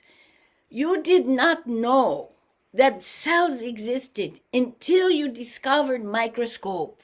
To look into it, to say, hey, there are molecular structures in the body. You did not know there were galaxies until you discover the telescope, who, when you look through, you can see there is so much more to your world than you knew. You did not know of the quantum world until the quantum scientists developed devices to measure the quantum world. There is a new device on Earth as you are moving into the light. It is the device of consciousness itself. And so many humans say to me, where is this light you speak of? It looks like there is so much darkness on the earth, so much density. That is there because when you break through the densities with your light, the light that you produce from that breakthrough is enormous, and it has repercussions for your entire galaxy and universe. But this beautiful light that you are coming to be is raising the vibration of your entire planet. And your consciousness is becoming the device by which you will begin to see into the invisible where the light lives. And many of you are developing those higher sensory perceptive soul modalities that can see the light that is coming into your planet and coming out of the humans who are having awakenings. It is your consciousness that begins to move up a level and two and more to see into the invisible and be able to see the truth that there's so much light going across the planet, that there is unity consciousness now among the humans. And these are templates that are springing up that surround your earth now. And as you develop this higher consciousness to remote view, to bilocate, to levitate, to be telepathic, you will also have a sensory modality in your consciousness where you will be able to see more and more light and less dark. And as you see less and less dark, you make it a less and less reality. As you are able to vision the light around the world, as you are able to vision your neighbor has light, not just densities, as you are able to vision that you are the disperser of your own light, because you are recognizing that finally separation can end from your own light source. And as you move into becoming the light that is your birthright, as you are coming into moving into the soul light you brought to earth to change these times, to bring the light into the illuminated wisdom into earth. You are the co-creators of the new paradigm that is happening. Yes, the new paradigm that is happening, that is clashing with the old paradigm, that is trying to grasp its life's breath, because there is nothing that will stop the light. Nothing is more powerful than that. And you hold that power, and it is coming to be, and it is coming through your consciousness. So you will begin to see more and more around the world, more and more of these shows, more and more of these events, more and more people downloading the wisdom. And you will begin to know that you have so much help from the galactics. That is why it is so important in the ascension process. And so you will see these astronomical events that are in your solar system, like the 3-eye atlas and like the BB comet coming behind it, and the 3-eye atlas holding so many light codes for your planet. It is near you now. It passed through the sun, creating a lot of beautiful solar storms, so they would come to earth with the new light the atlas is carrying. Yes, people say, oh, it is just a comet. Oh, it is not just a comet. It is a messenger from heaven. And it is bringing these light codes from all the galactics that have ever worked with these ancient civilizations on earth that knew wisdom from long ago. And these light codes are springing forth from these ancient civilizations on earth, like Atlantis and Lemuria and Egypt. and Camorra Condom, all these places are springing forth their light codes. This is the time. And as your light springs forth, you will develop fields, what I call receptor fields, to take in these light codes of wisdom from your ancient ones and the light codes of the galactics. And on this particular Atlas Comet craft, there is a beautiful, pure template of the Sophia, divine feminine, energetics that are also showering your planet so it can come into a rebalancing act with the divine feminine. This is all happening. So much is happening. Your sun, your solar sun, is directly aligned with your galactic sun, and your galactic sun is directly aligned with the universe sun. And this alignment produces a beautiful diamond light that is coming into Earth now to stimulate and water the seeds within so they might bloom in your DNA, to know your special gifts, gifts that will bring the new realities into the new dawn on earth. It is what I call building the golden 12th bridge. This golden 12th bridge is the bridge to the new civilization on earth that you are beginning to co-create. You are the architects. It has to happen human to human. And in this human to human, you are building unity communities. And the power you will have in these unity communities, you will never know the power of the human heart, like it is going to explode in these unity communities to build a new earth where the new human will birth herself, himself into the new times. These unity communities, like tonight, you are establishing a unity community, and it is so powerful because every single light that every single one of you feels tonight moves into a unity template, and that unity template forms a beautiful wheel, and that wheel now is moving throughout the earth, showering other humans with the magnification of your light, of your desire to join with each other like you are tonight. It's so incredible. You are witnessing tonight ascension on earth by gathering, and in that gathering, magnifying your light, knowing the truth on a deeper level of your illuminated soul heart complex, and begin to operate out of your heart, sending love to each other, which is the alchemic energetic cure for everything that ails you. You haven't even begun to touch how beautiful love will heal the earth. Human to human love. To take a moment, the beautiful song, which is to say, deep breath.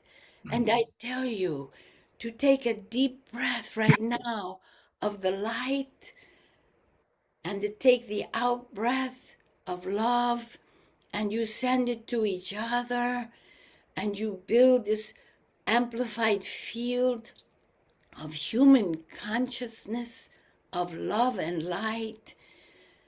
And you can't believe how light loves to travel with love. Light is the vehicle, love is the passenger. And so it is dispersed to all of earth. And tonight you have once again brought new fuel for the new dawn of earth. What a glorious time to be on earth. What a glorious time you have chosen to be in this incarnation that has the ability to ascend a dimension onto, from the third dimension to the fifth dimension, in one material manifested life. Waste not, for this life will affect so many lives to come. Cesar, your passion and of course what you're sharing is so inspiring. And the whole purpose of this show is to inspire people, and you're doing it beautifully. We do have a question for you. It's from Dr. Laura. Cesar, did all souls incarnated on Earth at this time receive those ascension seeds from the old to the young, no matter what situation they were born into? This is important question, Dr. Laura, because some would have to say that some will ascend and some will not. That idea is still in the old paradigm of polarization and dualism. So I say to you, yes, all souls pass through this curtain, this fabric of the seededness in their DNA. Now, some are slow to uptake and bloom the seeds, as you know, but all souls on earth have a flicker of this lighted seed. The new children coming, as Mary will tell you, the new children coming are in full-fledged DNA activation of so many of these gifts. And they will stimulate, they will produce what I call etheric enzymes, which they will emanate. And many of you already do, who have had awakenings. You disseminate these etheric enzymes that go out and will begin to trigger the seeds in other humans, even humans who seem to be the densest.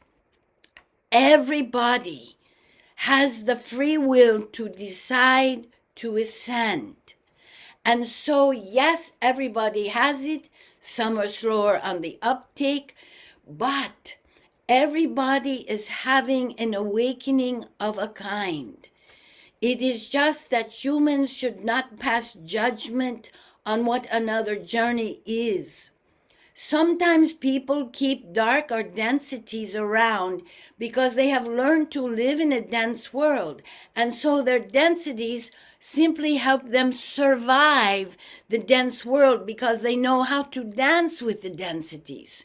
Once the light begins to take over, those survival tools will begin to dissolve. And as they dissolve, they will give room for these seeds to begin to bloom in everyone on earth. And that is the new dawn. And for many of you, it is already happening. Beautiful. Thank you very, very much. Eleanor Joy writes, Cesar, thank you so much for this inspiring and loving message. DR reminding us, writing what you wrote, light is the vehicle, love is the passenger. We love that. Thank you so much for being with us. Thank you for your inspiration. Neil, is there anything you'd like to share or add? No, just gratitude, really. We had a 2-hour conversation this morning with Cesar, and I feel that that quote that you just said, light is the vehicle, love is the passenger, that just like made me have goosebumps all over my body. So Cesar, thank you for coming down at this time.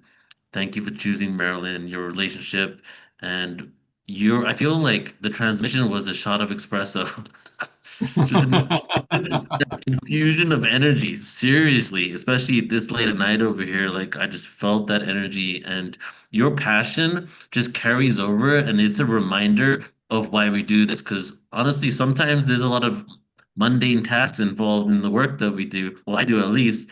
And hearing things like this are just reminders of why I'm here and what I'm doing it for, and just reinvigorates me. So, Cesar, Marilyn, thank you so much. Hey, I just have a quick question for Cesar. Are we expecting an uptake on the energies as we move into 2026? What can we expect? So I will tell you this.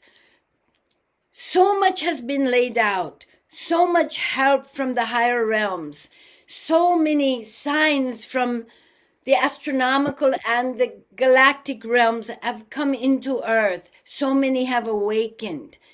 2026 will be the year of total manifestation.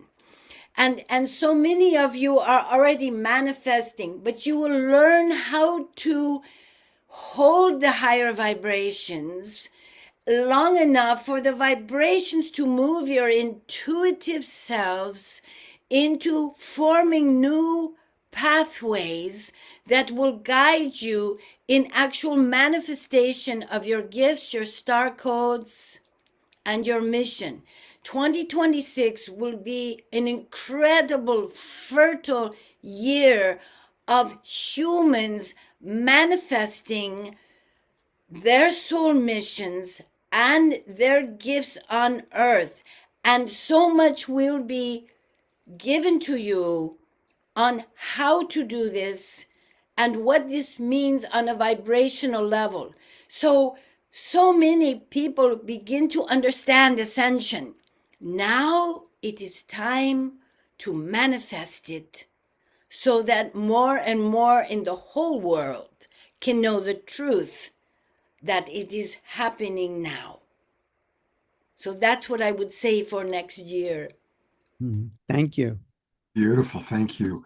And I want to remind everybody that you can find Marilyn and all sorts of amazing presenters on Portal to Ascension. Just go to Portal to Ascension, click presenters, and then put in the name that you're looking for. And it's remarkable how many incredible presenters have been part of Portal to Ascension. Literally, it just goes on and on and on. There's our friend Adam Apollo, by the way, who will be on the show Wednesday night. So thank you, Marilyn. Thank you, Zazar. Thank you, Neil. And speaking of Neil, not only is he an extraordinary, puts together conferences, events, Portal to Ascension, but he is a wonderful poet.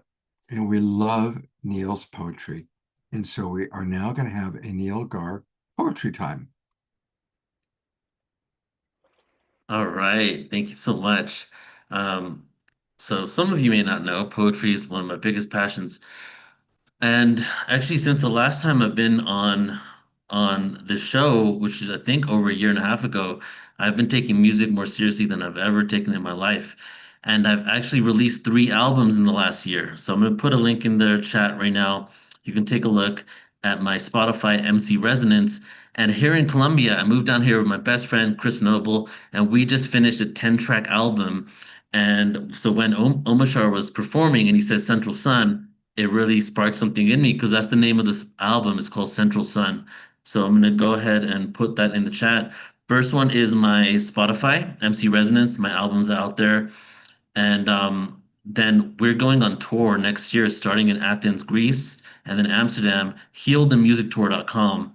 And that's going to be multi-dimensional sacred geometry, virtual reality immersion with hip hop music, poetry, singer-songwriter, aromatherapy, cacao chocolate, full-on multi-dimensional experience. So if you're in Europe, check us out, healthemusic.com, healthemusictour.com. And so today I'm going to do 2 poems that are on the new album, and it's a hip hop album, but it's like poetry with singer-songwriter. And the cool thing is, like, when I came down here in Colombia 4 months ago with my friend, and we were going to create music, we started sitting down to put it together. And as we were doing it, all of a sudden I went into the archives of music that I wrote when I was 18, 19, 20 years old. And he went into the archives of beats that he created when he was the same age. And it was like a nostalgic moment. It was just so healing of our like childhood selves of when we just became adults after we left high school. And we created a whole album with my lyrics from when I was like first waking up to a lot of this and having universal questions.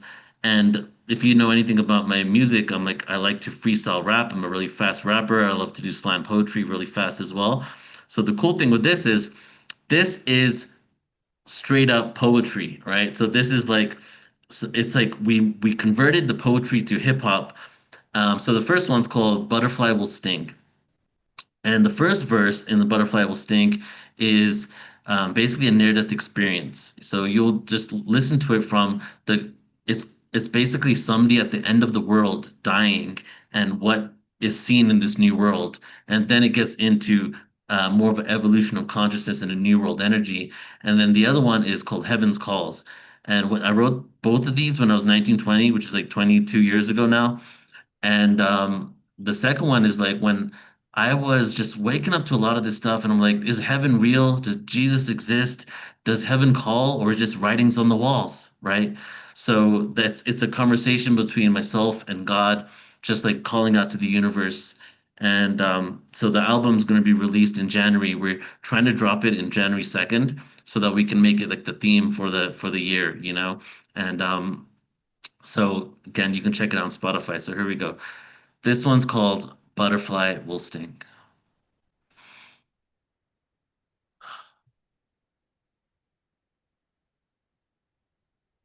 I can feel the creeping poison. The butterfly will sting. I hear the noise fading from the world which I'm in. If I open my eyes widely, I can see the creature's wings. I feel the earth maneuvering under the sun. The new age has begun. My destiny chose me wisely. No bruises, no cuts, no anything. I meditate and I meet with true friends. I see clouds surround the sun, like galactic arms embracing the one. The black hole would destroy the earth again, recycle my soul, my physical manifestation. The planet is moving, waiting to be pulled into this dimension. No pity for this world of men at insurrection's end, knowing that this chapter is over. It's time for the resurrection, once again. A stone throws away, contaminate, vain way to exercise brain. Different time, same day, fade away, fame will play a modest role. Stumble and fold, the scriptures told, masses in societal organization, embrace the revolutionized desolation, anarchy from control, peace from communal ambition, perishing souls. Stay or go, teach or be told, hate or let go, amateur or pro, friend or foe, duality of the physical world. Materialism of gold, money, diamonds, and pearls hurl the stone back into place. Blood and bones of the human race, the spirit of the bitterless lace, acid tests with psychedelic colors fascinate. And heavenly awake me. Ultimately face me as I morph the face of the humanity. The butterfly will sting. The butterfly will sting. The butterfly will sting. But it's just a temporary thing. Let's all take a deep inhale together. All right. This one's called Heaven's Calls. And I had the opportunity, I went to a conference called the Channel Panel in West Virginia a few weeks ago. And we went to an open mic and randomly had a live band playing behind me. And we got a chance to perform this. It was so impromptu. And this is going to be our first single that comes out. Heaven calls from beyond the waterfall. From a twinkle in the eye to a man standing 6 foot high, heaven calls from beyond the waterfall. And I immediately let everyone know I'm lost. Words, action, thoughts ingrained in my brain, all I wish to be superficially sane again, like these ants in the world. Living, loving, talking, engaging, eating, walking. A bowl of grain that was picked by someone less fortunate, maybe in sunshine or rain. Heaven calls while I drown in the waterfall. And I beg for forgiveness from all. From when I was small, I believed there was more to this planet, this universe, but they're only black holes.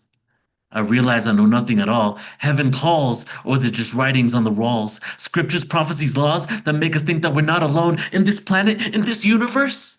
God is in your homes. Does heaven call? Or is it just a writing on earth's vast halls? What is the point of anger? God, do you really love me? Forgive me when I'm on my knees, begging God, please hear my cries. God, please tell me why I can only use a part of my mind until the moment I die.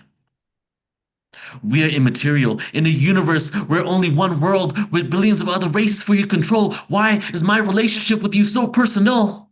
How come I can see you in full form, right in front of my eyes, telling me all superficial existence is a lie? So find your own meaning to life. And when you die, I will hold you by my side. explain to you the divine that you cannot apprehend in a world of science. But I want to come right now. Leave this place because I don't belong. What I know makes it hard for me to go on, so wave your wand and facilitate my move into the next dimension with ease, please. I don't want to be in pain when I'm erased from this life of superficial gains. Pain is nothing but a signal being sent to your brain. Can you leave your material life? No, you're not ready to come. No, you're not ready to come. Some years must pass until your life is done. Thank you. The next part's the chorus. I don't have that. I can't sing, so thank you guys. Let's do some beautiful twinkles. I just am always blown away by your beautiful wordsmithing and the passion. I tell you, we have a lot of passion tonight between you and Zazar.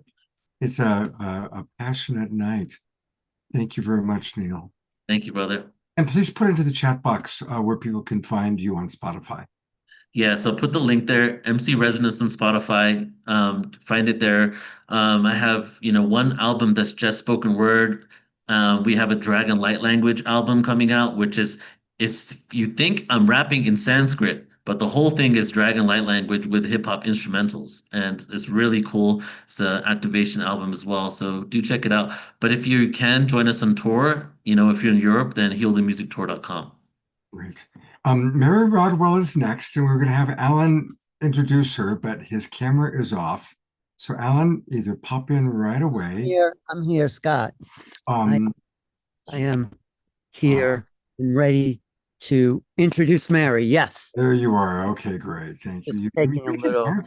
I tell you. Well,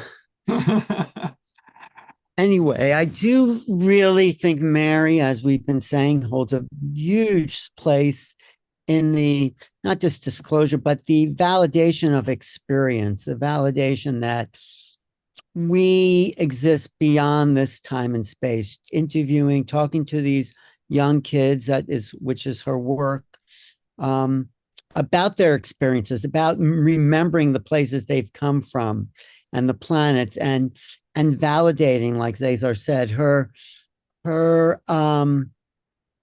interest is a validation that there's a truth going on that we can learn from these kids, and they have a lot to teach us about who we are as multidimensional beings.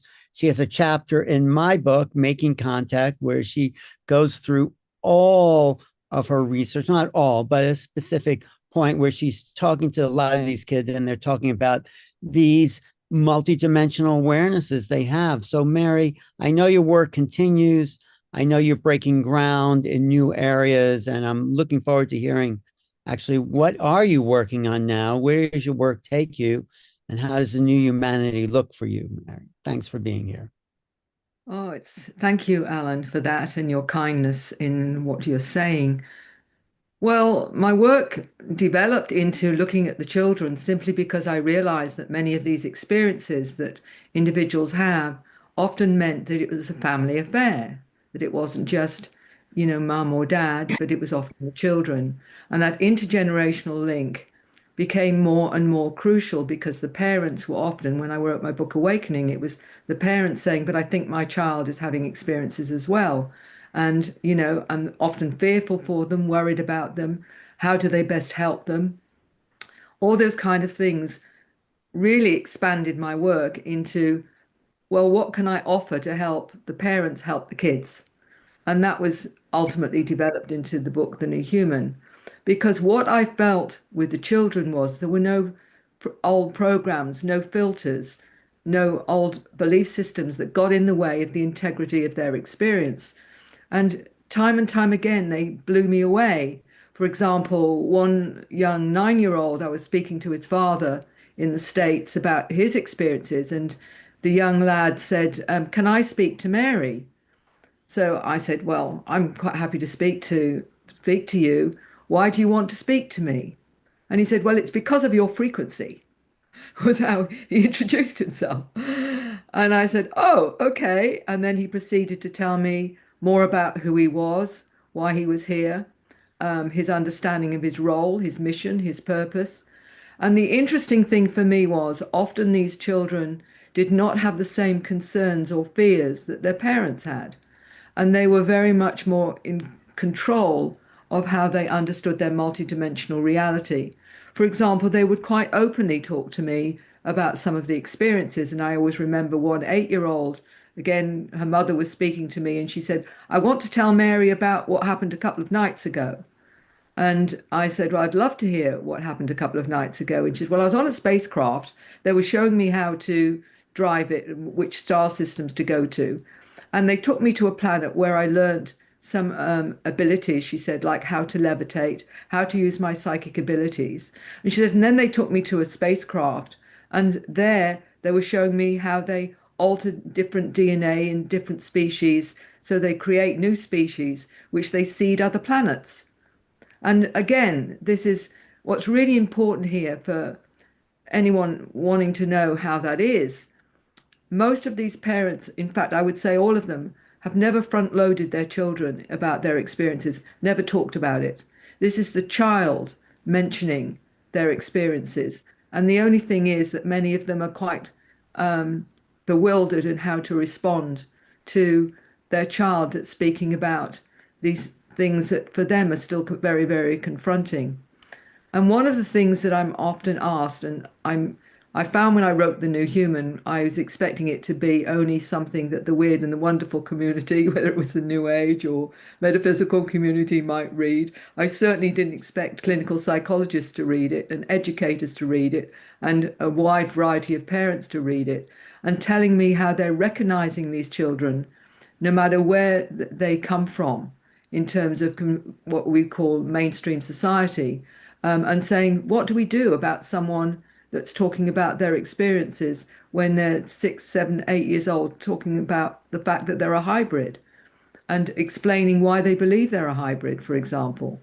And, you know, to give you another example of a 7-year-old that explained to me she was a hybrid, she was part blue avian, part human, that she knew that she'd bring in light language for healing and saying, I know how to heal people and I show them how to heal themselves. This is all quite spontaneous. And what gave the children, for me, the power over any kind of dissent in terms of their accounts was this was coming quite spontaneously. Often the child has no conception that that's not okay to talk about it. And I'll give you another example. You may see this picture right behind me here. I remember an 8-year-old coming with his mum into my room and saying, "Oh, I've been there." And he said, "The planet that's on there to the side, it's a bit bigger than that. And I've been through that portal," he said, "to go to other dimensions," and proceeded to tell me that when he goes on board spacecraft, he's connected to the mantis beings. And he said, "They're my family. And when I die, I'm going back to being a mantis." And then described going on board his craft, going on board craft, and he called it evaporating into a mantid form for a time. And I said, "How does that feel?" And he said, "Well, a bit strange, but it's okay because I have a little mantid that also talks to me." Now, where do you get such incredibly profound information like that when it's an 8-year-old telling you quite spontaneously how they understand themselves? For me, I was just blown away by it. And I couldn't see how anyone could in any way create this as or explain this away other than it has integrity. So when Alan says Mary's listens and open, I have no choice but to do so, because ultimately, how can I in any way disqualify something that's so profound in children that are coming out spontaneously with this? And the biggest issue for the children, which was quite sad to hear when I spoke to this young man about his time where he went on board craft with a couple of school friends and explained that he was being educated on board craft, and explained that there was a group, some of them are human children, some of them are not human. And I said, "How do you know?" And he said, "Well, the ones that aren't human have different shaped eyes," he said, and they were showing me how to use my mind to create things. And they gave me complex information. So I said to him, "So complex information? I said, can you tell me some of the complex things that you're being taught? And he said, no. He said, because it's too complex for you. And so I was kind of put in my place pretty well there and then. But what was sad for me was the fact that I did say to him, what about your two friends from school that go as well on board craft? And he said, I said, do they remember? Did you ask them if they remember going on board craft? And he got quite cross and he looked at his mum, who was in the room with him. And he said, Mum wouldn't let me. And she explained, well, I was afraid that if they didn't remember, in some way they would see that he's rather strange or unusual, and I didn't want him to have that experience. So the biggest issue for star seeds and the young ones is the fact that we live in a society that denies their experience, a design, and you know, in stops them from being open about their experiences. So the one thing that I have always said to the parents is, because they say, how can we help? I said, well, they're getting help from their space family, their star family. I said, but you can help by giving them someone to talk to that listens and honors their experiences, because that will help them ground and help them be part of this new burgeoning awakening of humanity, because they've all come with gifts, they've all come with tools to help us break through the veils, and really they've come as our teachers. So I said, what we can do more than anything is help them understand being human, help them understand how to have a healthy body and healthy life, but ultimately we're there to listen to them and for them to teach us how to be more of an awake, advanced consciousness on the planet, and to help their role as a mission. There's so many stories I could tell you. I mean, I've written many of them in the book, The New Human. But what I'd like to say is, if you have children, then the most important thing parents say to me, what can I do to help? And I said, just listen. Just listen to their stories, because most of the time they won't be able to speak to anybody else. So for me, that's the most important thing with the new star seeds and what have you. But my main thing I'd like to say is that's been my job, really, to listen and to hear and to be a place of safety for those that are having experiences, so they can start to honor and validate their own experiences and to become all that they're meant to be. You found that the different children that you're working with, are they telepathically connecting with each other, kind of like we've heard in the telepathy tapes?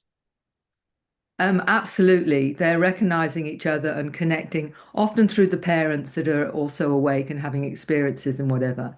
They're also introduced on the craft.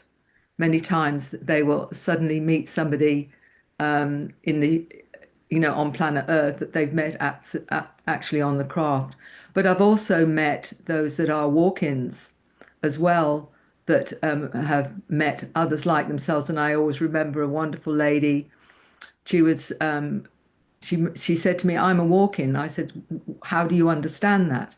She said, well, I come from a wonderful craft, a cylindrical craft. I'm 9 feet tall, blue eyes, and we were telepathic. And she said, and we absorbed food through light. But I suddenly found myself in a 3-year-old body, she said, where I had to learn to talk and I had to learn to eat because I'd never done that before.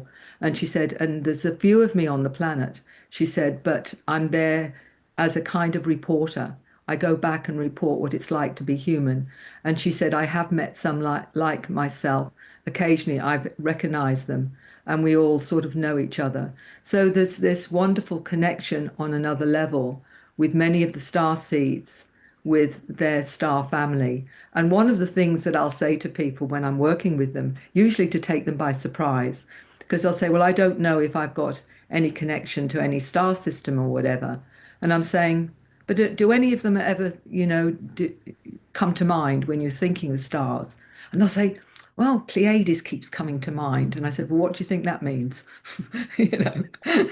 What do you think that means? The fact that that's the one star system that keeps coming to mind. So a lot of my work now is helping the adults to remember who they are and to remember that what they've come for and to gain confidence in their skills again, their multidimensional skills, so they can start to trust themselves and become fully multidimensional again so that they're in harmony with their physical selves. So for me, the most important thing with that work is giving people the encouragement to realize that's been with them all along, that it's been suppressed or it's been programmed out, and to remind them it's all there and that's all they actually need to actually be fully human. Mhm. God bless you for the wonderful work you're doing. A lot of wonderful comments in our chat box. And I want to let people know where you can learn more about her. Her website is her name, maryrodwell.com.au, because she is in Australia. maryrodwell.com.au. And is there anything you'd like to make sure that our audience knows in terms of your offerings as we look at your website here? Well, I do hypnosis as well to help people recover missing memories and whatever. So my work primarily is helping people to connect the dots to their own mysteries in their life and to gain confidence in their multidimensional abilities, to realize the best guru they can have is themselves, and to start trusting their own truth and their own resonance to truth. That you can have as many gurus as you like out there, but no one knows you better than you. And if I can help you trust in that part of yourself again, then my work's done. Beautiful. And you do work with people by Zoom, yes? Yes, absolutely. Hypnosis and all altered states can be done extremely well over Zoom. It doesn't matter where in the world you are, as long as you can speak English. Fantastic. Neil, anything you'd like to add or share? Yeah, there's a few things that stood up from what you're saying that I just like really resonate with. That, we often say that now is the time of the self-guru, not the age of there was a time for gurus to come down when the frequency was at, well, can you hear me okay? Yeah, good. Yeah, when the frequency was at a level that we needed teachers to come in. So as you're saying this, I'm realizing even more, we can say that it's the time of the self-guru, but you're actually assisting the children coming in before the indoctrination is put on them, saying that they need someone to follow, right? And the another component was when you said that thing about the star system, um, and that person saying, well, I feel connected to the Pleiades. Our subconscious mind is continuously leaking real information, right? And then this one question I have for you now. They often say to us, oh, you're imagining that. Oh, it's just your imagination. But these children have such strong imaginations. So what's your take on the imagination being a window to a greater truth? The way that I help those individuals that are opening up multidimensionally, their clairvoyance, their clairaudience, their clairsentience, their sensing, knowing, intuition, and what have you, they're still concerned, even when they get downloads, where is it coming from? Can I trust it? Is it real or is it my imagination? I said, and actually, multidimensional information is instant. You don't have a chance to think it, it's already there. Whereas when you actually create something, you've got to think it to create it. Therefore, that's a very distinct difference. In other words, if you think of your bedroom, you know right away where your bed is, where your window is, where your door is, because it's real. If I said create or imagine a bedroom, you'd have to think to create it. You'd have to think, well, how big would the room be? Where would I put the window? Where would I put the bed? Where would I put the door? It's a completely different process. So instant information is coming either from your multidimensional superconscious higher self or another intelligence, your guide, your guardian angel, whatever name you want to give to that other source, or your ET connections. It'll be instant before thought. And once you've got a handle on that, you can't mistake it because it's coming in without you even knowing often what it is that you're going to bring through, as anyone who channels knows. So it's actually very easy. It's just helping people to know the difference. With left brain, you think before you speak, right brain, you speak before you think. And once you get a handle on that, you've got it. It's as simple as that. It's a deep level of trusting yourself, right? Because if Yeah. 'cause that's the whole thing. I've had hypnosis sessions, and the first couple sessions, I would doubt myself, And then it got to a point where I trained myself to trust what came in immediately. Because if you start doubting yourself, then you start to think like, am I seeing myself on Orion? Like, is this what's going on? And then other components come in Yeah. there. So it's I it's call like it's a deep healing that you need to do to trust yourself on that level. it's stopping the left brain interfering and coloring the information, which is what we often want to do because we want to somehow alter it. The main thing is to trust it is coming in with integrity as a frequency and not to get in the way of it, as anyone who channels knows. Yeah, yeah. That's a life lesson there. Goes across the board beyond hypnosis, right? Yes. Mary, thank you so much. You're amazing. I always love every time we do an event, I say the same thing. I just love having you on and just seeing the updates just continuously unfolding. And you've worked with over 3,000 children, is that right? Since now? Well, families and Yeah, children, the families and whole, children. yes. That's incredible. Yeah. Thank you Thank, for being here, Mary. thank you, Thank Mary. you. I'd love to have you on again. Really wonderful. Thank you. Thank you. All right, Neil, we're going to have another song from our dear Nina Gray. Thank Boy, don't you you. wish that when we were children, we would have somebody like Mary to help us remember where we came from and all that? Wouldn't that be amazing? Oh, the guides, the hands to light the way. Yes, yes, yes. Thank you for your work. Thank you for your commitment and your dedication to these star beings and star seeds. um, yeah, this has been the first year where I've shifted from artistry to a artist in residency program in a nonprofit working with a foster teen youth population, and often the crucibles that they have experienced open them up to so many dimensions of consciousness through that contrasting experience very young. And it is such a joy and an awe-inspiring experience to see how lit up they are, and how easily they take to new information and expression of their consciousness, their life force, and yeah, just they exist as pillars of reminders that this modality of like trauma survivor can also be flipped into like a thriving modality as that aspect of existence that breaks you open to your gifts. And I see that demonstrated through them so often, and yeah, I am humbled by it. And so I look forward to learning more of all of the beautiful ways that you're working with children, Mary, and thank you for your service. And thank Neil, you for thank the you work for you're doing, Nina. What's the age range of the foster children that you're working with? 12 to 19, and it's a residential treatment facility, so there's a lot of modalities of support on site. And the organization Child Center, the nonprofit here in New York, they deeply believe in the transformative power of creative arts and art therapy as channels, vehicles for expression and healing. And I love that they are so willing to pour into that aspect of self-actualization through art therapy and expression. And I'm really grateful to play in that space with the kids. And I know I learn a lot more from them than they get from me, but I love the space that we get to create. And yeah, and in spaces of creation, Neil, you shared a poem derived from a song, and I have a song that was inspired by a poem that everyone on this in this space has probably heard before. The Rumi, out beyond ideas of wrongdoing and right doing, there is a field. I'll meet you there. Where the soul lies down in that grass, the world is too full to talk about.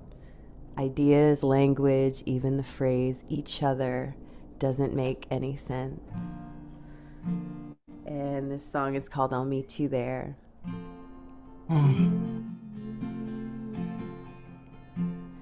Way out past the sidewalk's end, in these city limits, beyond the neon skies, beyond these high tides, out beyond the flower ridge, where we play as children, past the carnival lights, in midnight air, I'll meet you there.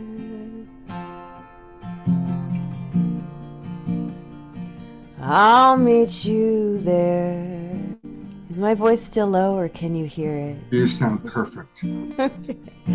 Way out past the rolling creek, in these busy city streets, beyond walls and ceilings, beyond words and their meanings, past stories of old and lands discovered,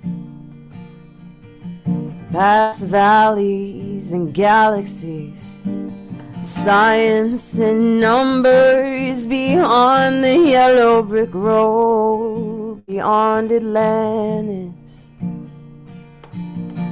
past fields of gold in every planet, past these satellites, beyond the rainbow,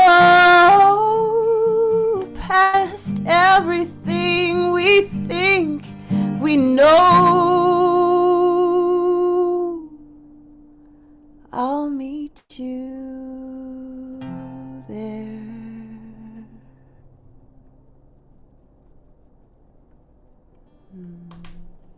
Thank you. You know, Thank you. that song, I'm so glad that you've done that. And I'm actually going to have Connie make an edit just of that because as a love coach, I almost always, especially when people are in conflict, bring up that Rumi poem because that is, as a coach, that's my job, is to bring us into that field outside the ideas of good and bad and right and wrong and into just really connecting. So that you've made a song is amazing. So that I'll song is going text to get a you the lot. link. Yeah, I will definitely send you the link. Thank you so much, Yeah. Nina. We love you. Oh, Oh, I thank did find you your for YouTube bringing us channel. there. So before you, here's the YouTube channel. It's easy. Just go to YouTube. Oh no, that's the trailer we're gonna play. Hold on. I do have Whoa, that's cool. My YouTube got an upgrade. YouTube's looking good.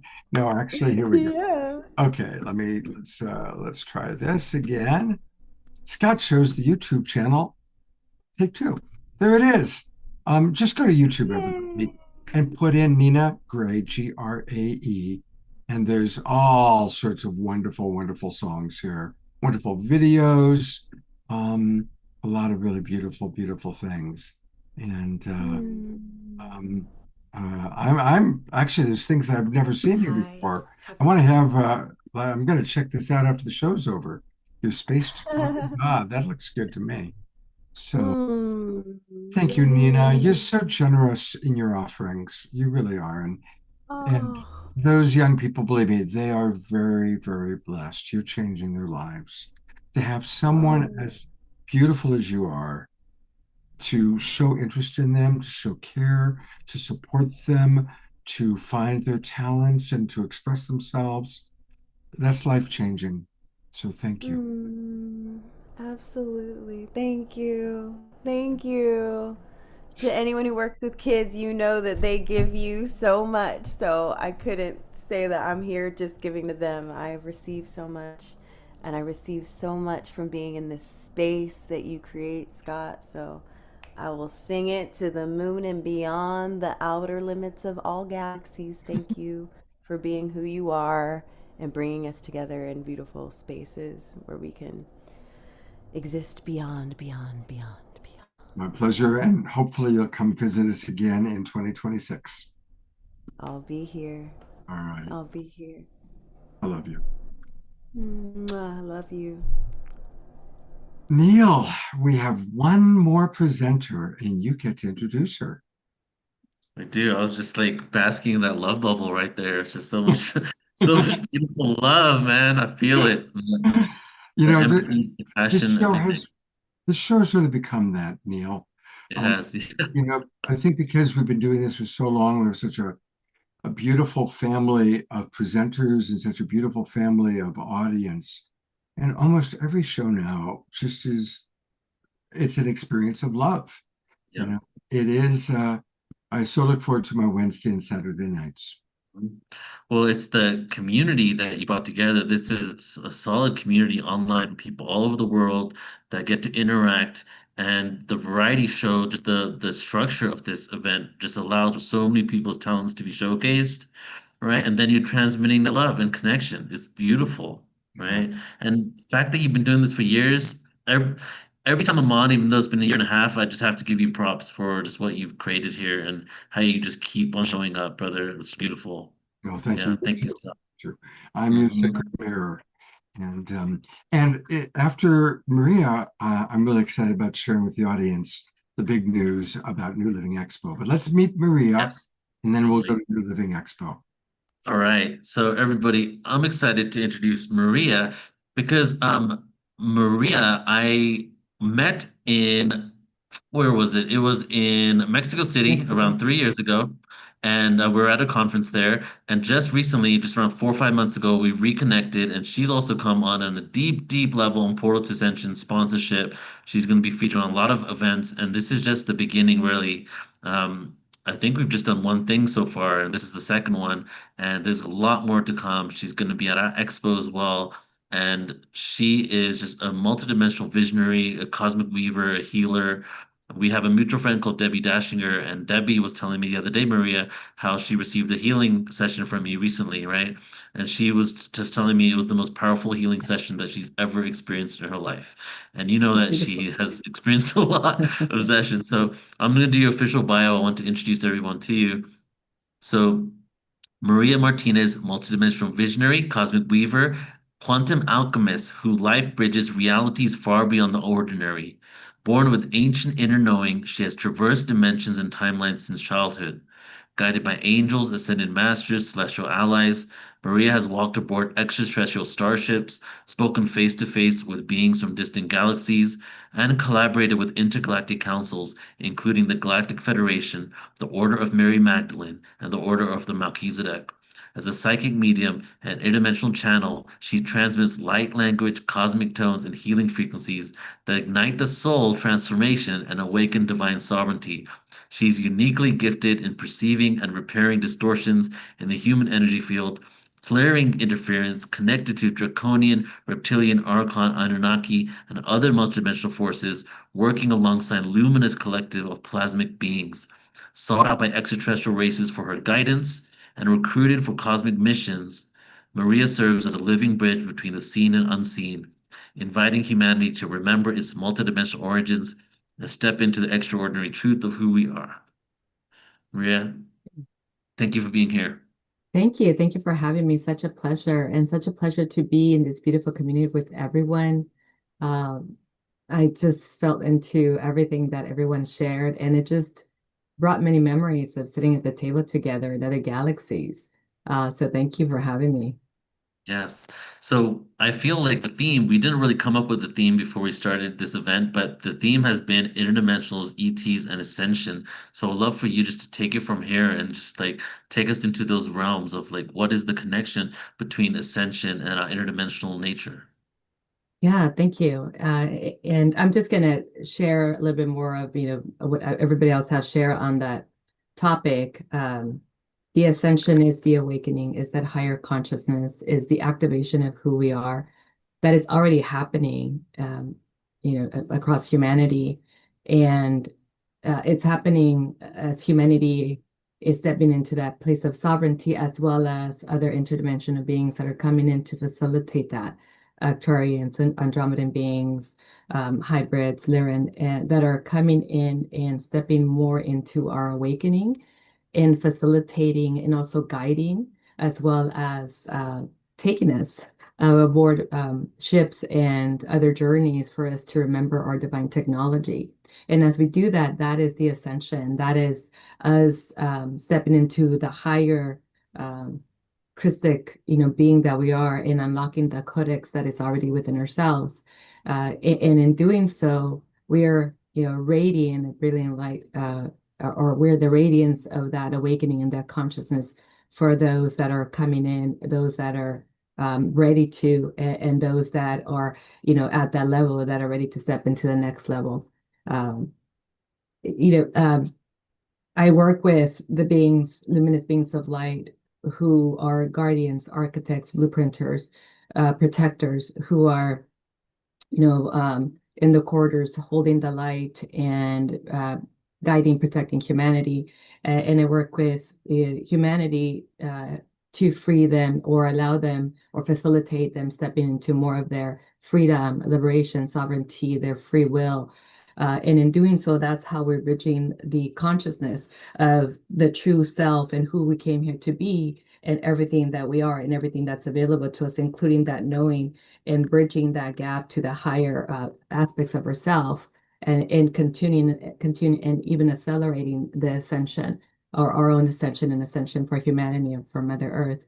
And as we're participating in this, what's happening is that in that acceleration and more starseeds coming in, we are also facilitating the knowing. So less of that victimization, less of the karma, less of the cycle of reincarnation, which is very powerful. And the more we say yes, the more we embody, the more we transcend, life gets easier. Yeah. So we are here to know who we are. We're here to activate the deepness and technology and everything that we are as a crystal being. But we're also here to manifest our divine light as contributors, as influencers, and to live a fulfilled life. So part of also what is being highlighted is that, yes, we are ascending in this area and we're accessing all of that, and that's accelerating. But what's also accelerating is our level of manifestation, our level of fulfillment, our level of contribution, our level of impact, our level of joy, our level of happiness, which again revamps or creates that powerful movement to continue, accelerates the powerful movement to continue in that acceleration of ascension, and also accelerates the consciousness and releasing any veil, or what's left of that veil for the rest of humanity. So it's, this work that we're all doing is very beautiful and very powerful, and there is more flow, and we can move into that expectancy and certainty of that flow that is. And it's also like a catalyst and activation for what's next, meaning that some of us feel like the subtle upgrades and the subtle shifts that we're moving through very deeply, because we're very sensitive, and some of us just feel like kind of little bumps in the road. But it's happening. It's happening that we're moving through this field. We're moving through multidimensional fields, and we're collapsing what no longer serves us. We're collapsing what's pain and what's suffering, and we're moving into a state where we're no longer going to have to go and retrieve what's in the darkness, because we're going to move, or we're going to expand our light into releasing that and healing that from the now, instead of having to go into the darkness to release any entanglement and attachment with it, so that we can continue to be in the light and create life easy, create our ascension being easy, create the contact being easy. Moving into that certainty and moving into the awareness, moving to that expectancy of I am, and I am that supernatural being that I am. I am the divine being that I am. I am the core star, the central sun. I am the eternal flame. I am the infinite oneness of who I am. And that is already happening. So, celebration for everybody, celebration and deep gratitude for everybody that is holding that space and already stepping into that, and is holding that light for everybody else. Beautiful. You know, you're sharing about karma and reincarnation and darkness. I would love for you to just go deeper into that. What is the darkness? How does it connect to our karma? Because it seems like that there's some overlap there in regards to karma coming back and maybe going into a world of amnesia and having to confront the darkness. And how do we move from that and get into a place where we can? I think you said something about taking the experiences out of the now moment rather than having to delve into the karma and delving into that darkness. Yeah.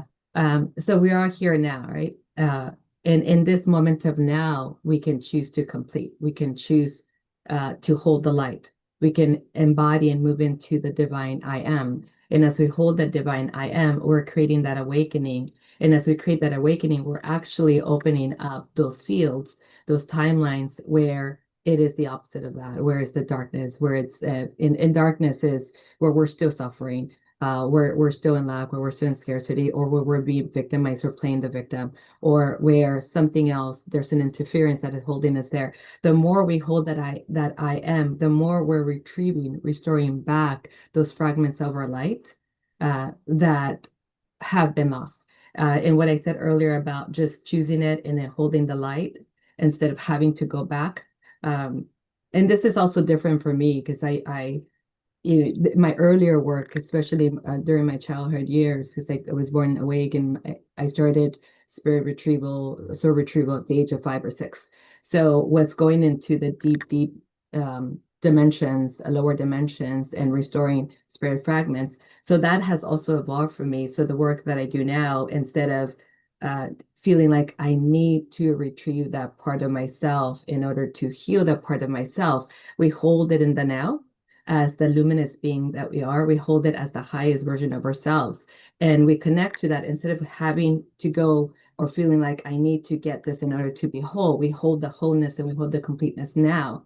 And we shine a different light, or we shine the light from here instead of going to retrieve it. Because what happens a lot is I need to get that part, I need to retrieve that part. We stay in that cycle of I need to fix that, or I need to get that, or I need. So we release that attachment, and we release the attachment, then whatever is holding us there, which a lot of times are the entities, demonic beings, they have no more thing or energy or emotion or thought form that they can attach to. Wow. Because we're moving that into completion. Yeah, yeah. It's so interesting what you're saying right now. It resonates so deeply because, for so long I've done soul retrievals. I've read books about how different avatars like Yeshua and Buddha came in with more fragments of their soul, therefore they had more awareness. And then on some level, one day I was thinking like I'm just going through loops here because I'm just always looking for to retrieve something. But if everything is all frequency in God and consciousness at the same time, technically we're all whole all the time. Yes. But we have like a virtual reality video game, for lack of a better term, where Mhm. we've created a program that looks like we have to go and achieve things, not realizing we're the code, you know? Yes. So it's like, so that's what the movement is right now, is right. So it's Yes. so beautifully said. So we're moving into that. So how can we shift our perception from that outdated system of like always needing something else to knowing that? Yeah. Well, one of the things is first to realize, right? Once you say yes, and then you realize this is what's happening, and this is what I was choosing, and this is what I'm believing, then, so I'll step back a little bit. The way I work, and the way I see everybody is as a multidimensional being. So we work the mental, emotional, spiritual, physical, and I see the soul and spirit separately because of the work that I've done since I was a child. So we engage all of those parts. So we connect to all of these parts, and locate where this thought form is, where this energy is, where the attachment is, where the belief system is, where the emotional wound is across the bodies. And once we can locate them, and then we can shift the light, the frequency within them, it begins to dissolve, and all these bodies, they remember. They remember I am a luminous being of light. I am the I am the core star, I am the infinite essence of who I am. And if we can continue to hold it, and we can catch more fragments of that were there, we've been here many lifetimes. So there's many parts of that, but instead of always being in search and discovery, then we call them to here and the now. We call them to here and the now, and then we keep moving forward instead of going back and then bringing them here. And as we look at the energetic body, as we look at the soul body, as we look at the spiritual body, as we look at the mental body, and we can identify this is where the fragments are. And ways of identifying that, because you asked me about karma. Karma, is any level of trauma or any level of story that we're holding in our field. So what is playing out now?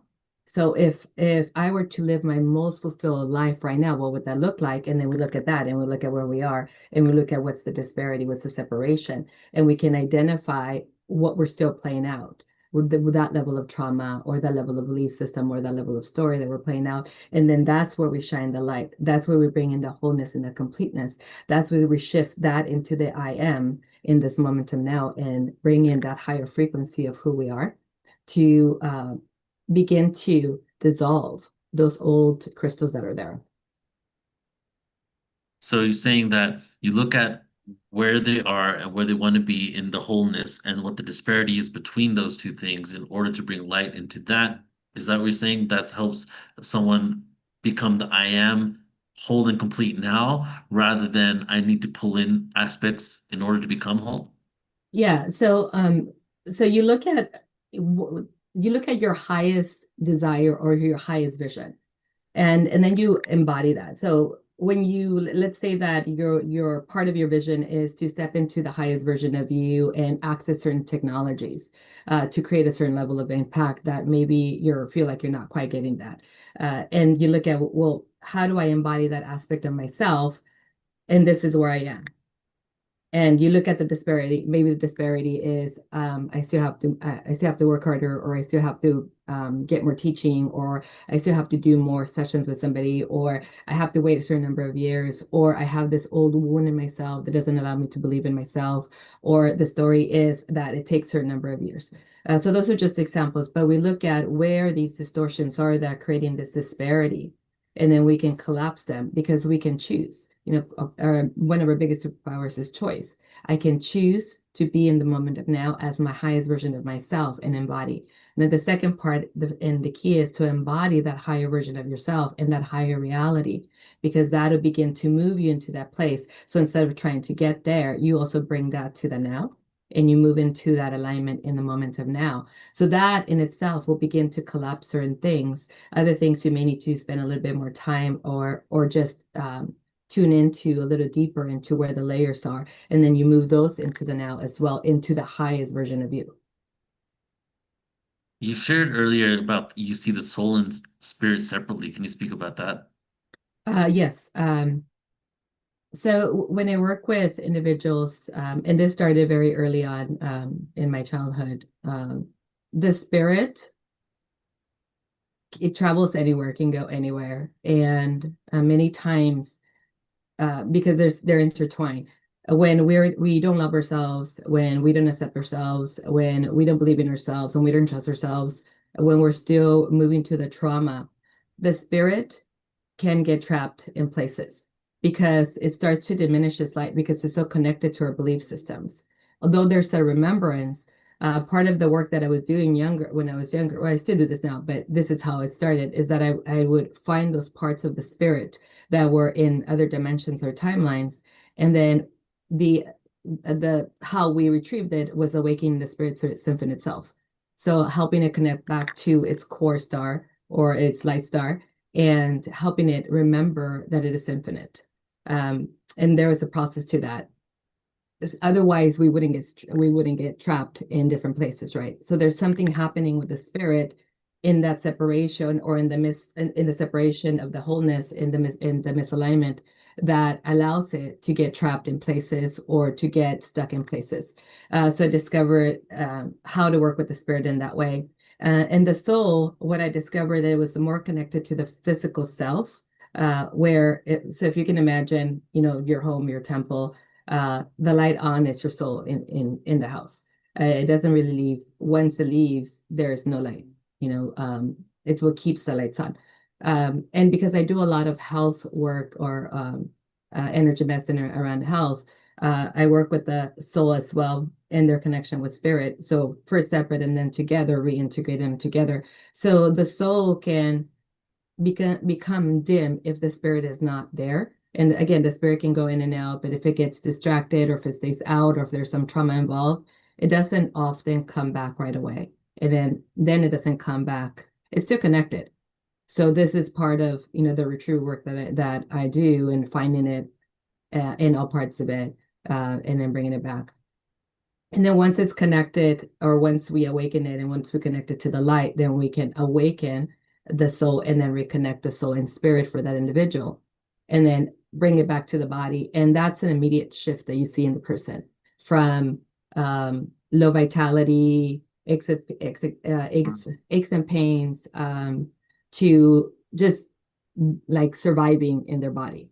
The other thing that I notice is that when spirit is not in the body, Yeah. other things are in the body, especially if it hasn't been there. There's other occupants, there's other entities attached, lots of implants. Basically, the house has squatters. So we clear all of that up.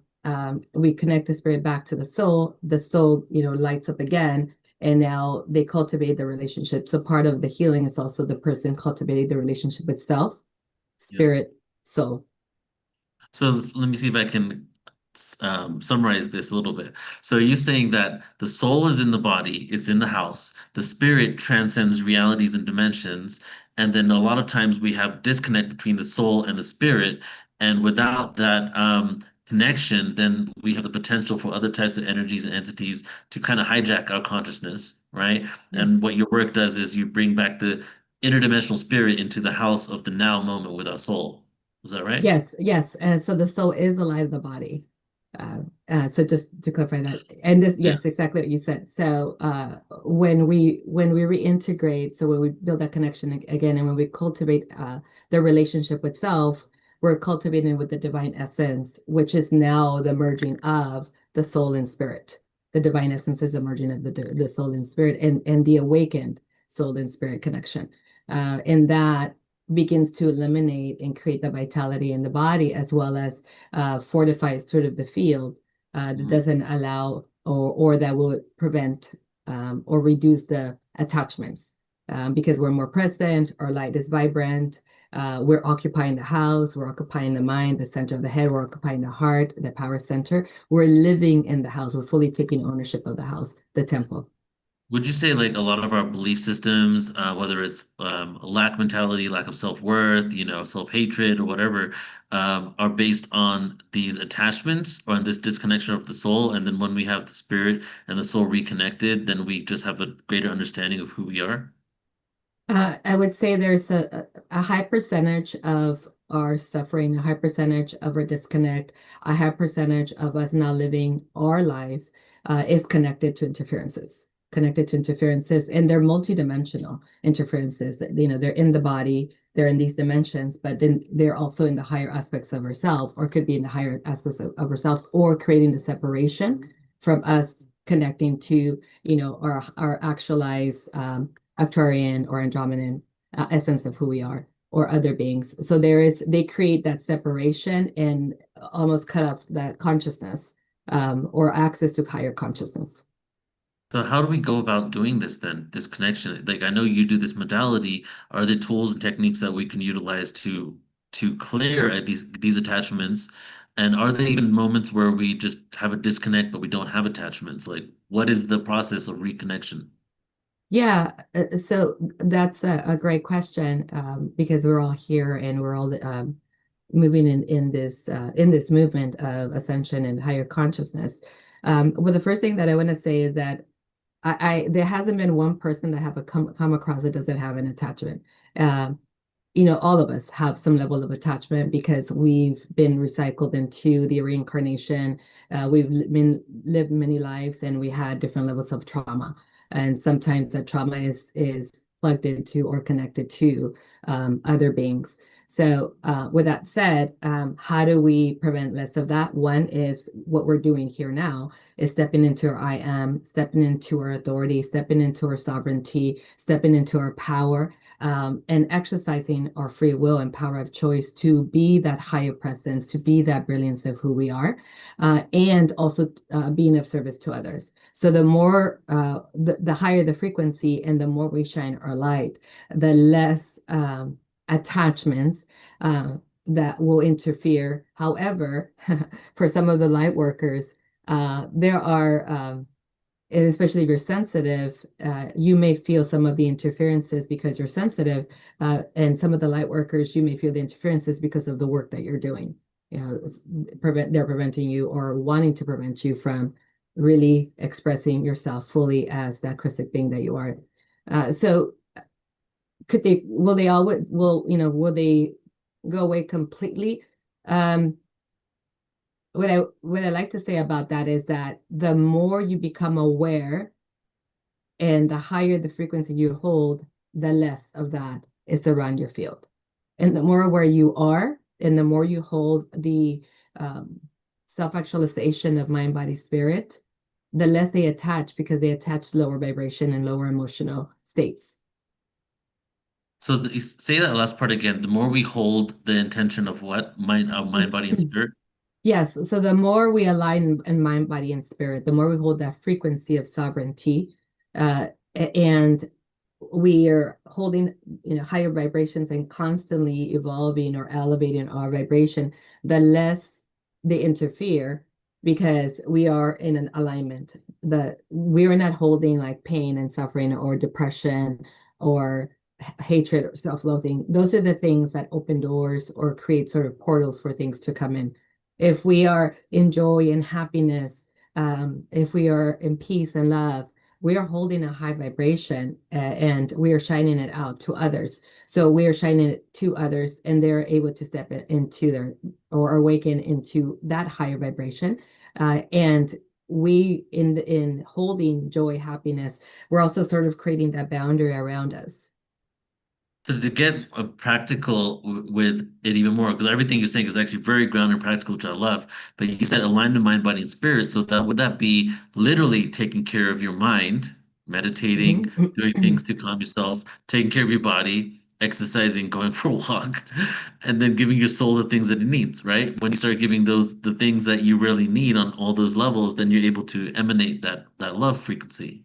Absolutely. And I think the mind plays a big role, because the mind also directly connects to the vibration that you're holding and the frequency. The thoughts that you're holding or the thoughts that you're entertaining are very important. So catching yourself, 'cause you can meditate, and then if you step out the meditation and then you get triggered or you get into an argument, you kind of cancel that out. You want to be mindful of what we're choosing to hold in our mind, the thought that we're choosing to hold, because that thought will become. So this is about being, right? Being the light, being the radiance, being the brilliance, being the higher consciousness, being the higher frequency of joy, love, happiness, prosperity, wealth, abundance, fulfillment, having it all. So the thought can, if you hold powerful thoughts of infinite possibility, infinite joy, that will make it easier for you to be that in your heart. And especially if you're using the other techniques of meditation or practices of meditation, of mindfulness, taking time for yourself, and being of service to others. Is there, and well, I guess we'll close out after this one here, but out of all the tools, right, all the types of meditations, with this modality in specific, in order to bring our souls and spirits together, are there certain types of things that we should do? Is it breath work, sitting for 5 minutes and doing a specific type of meditation? Or does it all pretty much lead to the same thing? Or are there some that actually are probably more potent? I feel like they can all lead you to the same thing, with the intention of reconnection, holding the light in the center of the head, seeing yourself as the light, emanating the light throughout, holding the light in the heart space, especially in the high heart, and seeing that vibrating out, holding the light in your power center, because you're connecting your connection to source. You're connecting to your soul, the seat of your soul. You're connecting to the seat of your spirit in your power center, and moving that through your whole body, and then expanding that beyond your body. And as you do that, then being there in that stillness, seeing yourself first, bringing it in intentionally, experiencing it as it expands through your field, and then holding it as you are. So that is, I am. And as you hold it, and if you hold it for 5 minutes the first time and then for 10 minutes, so it becomes your natural state of being. I am the radiance. I am, the frequency of who I am. I am the eternal flame. So as you hold that, and the longer you hold that, whether you start by meditating, but you start through breath work, however you start, but holding the light within yourself as your truth, as your certainty, as the expression of who you are, as your natural state, that elevates. And I can already feel some of you like clicking into that and feeling that expansion and elevating through that. So that's already clicking in for all of you. It's a very easy practice that you can do, but any practice done long enough, especially in the I am, in the beingness, becomes your natural state. And then there you are. And then from, as you continue the practice, you hold the frequency. The next time the frequency is higher, the next time the frequency is higher, and you're constantly elevating yourself. And what that's also doing is also expanding your state of consciousness, giving you access to more and more, opening up your channel, helping you connect to the higher beings. And in that practice as well, everything else that is not the light is dissolving around you. Yeah, I love that. And as your truth as your certainty, I meditate every morning and I do like 5-minute meditations and just really internal, and I focus really on relaxing my nervous system and my mind. But you just given me a whole other component is like when I'm done, hold the light within, use my imagination in order to push it out in the world. And just by you saying that and me imagining it, I already feel the shift. Beautiful. So thank you for sharing that. And before Scott comes on, I think we're going to share your website. Are you open to doing a 2-minute visualization for us where we can do that Yeah, together? absolutely. We awesome. can do Sure. that practice. Should we do the practice first, really quick? Yeah, okay, beautiful. Oh, I love this. Thank you for allowing me to do this. So let's go ahead and take a deep breath and we'll close your eyes.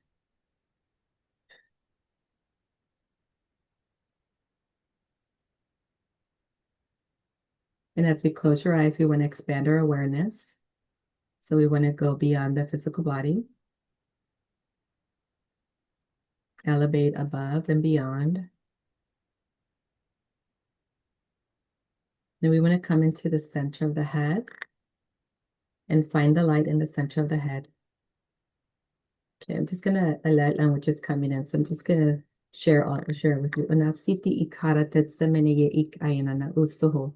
Shahukama nika ita eke seteti shema uno yoto kurusoho kama anayo oko.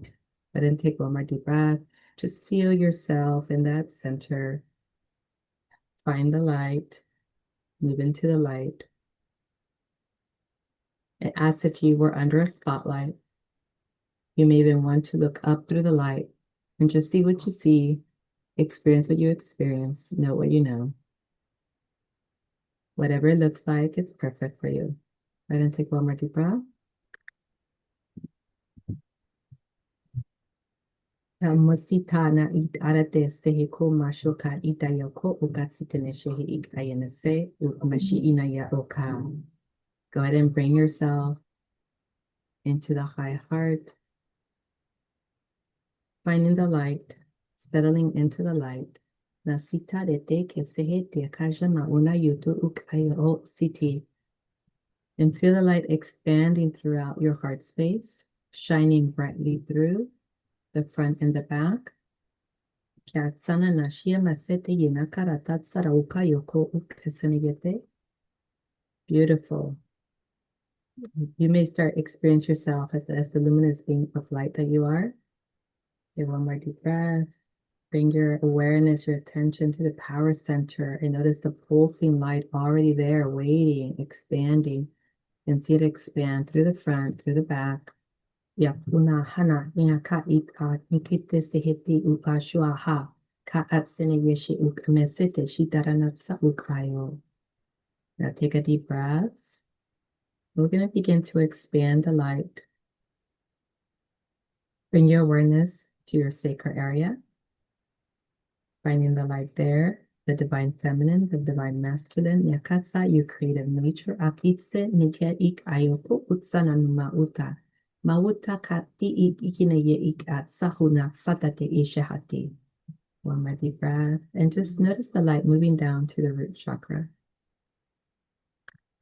Going back to the center of the head, notice the light extending up through your channel to source.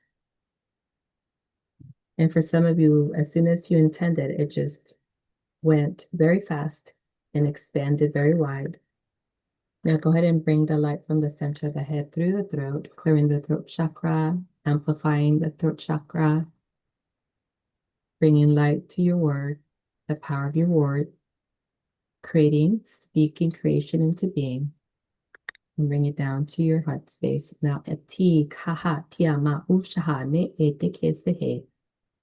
From the heart space down to your power center. And from your power center down to the sacral. And from the sacral down to the root. And from the root all the way down, connecting to the core, crystalline core of Mother Earth. One more deep breath. Astahan hani ya ikahatsita imashohu kahanaya oratsete iya. Unesara makaharati ojo turuma anti ikashi eo o maharati akotsarete shehereke. Go ahead and take one more deep breath and feel the expansion of the light moving through your field all the way out, expanding through your arms all the way through the tip of your arms and all the way out, expanding, expanding. 3 feet out, 4 feet out, 5 feet out. Anasi it akahata sohoroma hana shiati ikayo. O ti mehaa. Some of you are already experiencing activation. You may even see the crystal, and they look like snowflakes, but they're blue, light blue color. Some of them are a beautiful diamond color. Nasitarata saharaka umashuka ekasha ashara. Ashara marata tarama ak asutine shehete ke isha mausu uka asena yete it asaharako. Go ahead and take one more deep breath and just hold that. Feel yourself in that stillness as if you were floating. Feel yourself in that surrender. Feel yourself in the field. Feel yourself in that expansion. Feel yourself amplified. Some of you may feel energy running up and down your spine.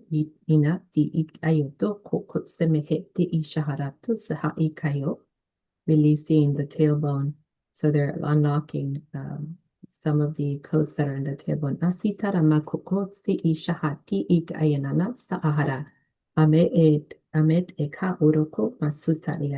So we're expanding that alignment. We're solidifying that alignment. Asina shahara nika atsati shuhuru kutsamahana yatyarat saranaya.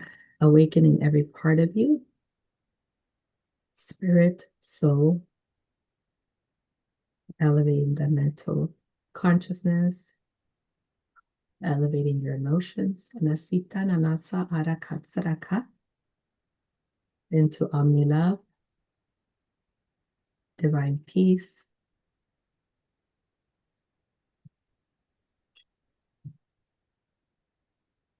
loving kindness, Christ consciousness. Ya oka harati isha homa sati taranatsa ika haratatara tutsuru koshiraka haatsa. Some of you may feel a blast of light through the front and the back of the heart space. Nika atsi ita no shohodoko matuaka. One more deep breath, and let's just hold that.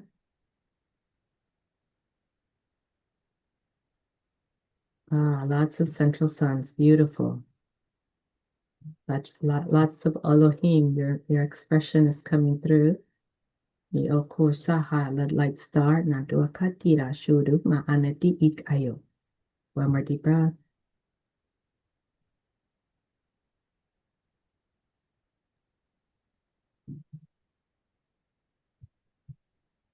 Beautiful, beautiful, beautiful. You can choose to stay there and hold it as long as you like. So I hear the calibration happening with many of you as the codes are being recalibrated. Beautiful, beautiful, beautiful. It is done. It is done. It is done. So be it. Namaste. Wonderful, beautiful. Thank you so much, Maria. My pleasure. My absolute pleasure. What a joy to meet you, Maria. Of course, it's your first time on our show, and I certainly would love you to come back. People are really enjoying Thank you. It would be my pleasure to come back. Absolutely. Absolutely. And we can learn more about her by going to her website, 360prosperity.com. And there's a lot going on here. It's a very, very abundant website, as one would expect, since it's all about abundance.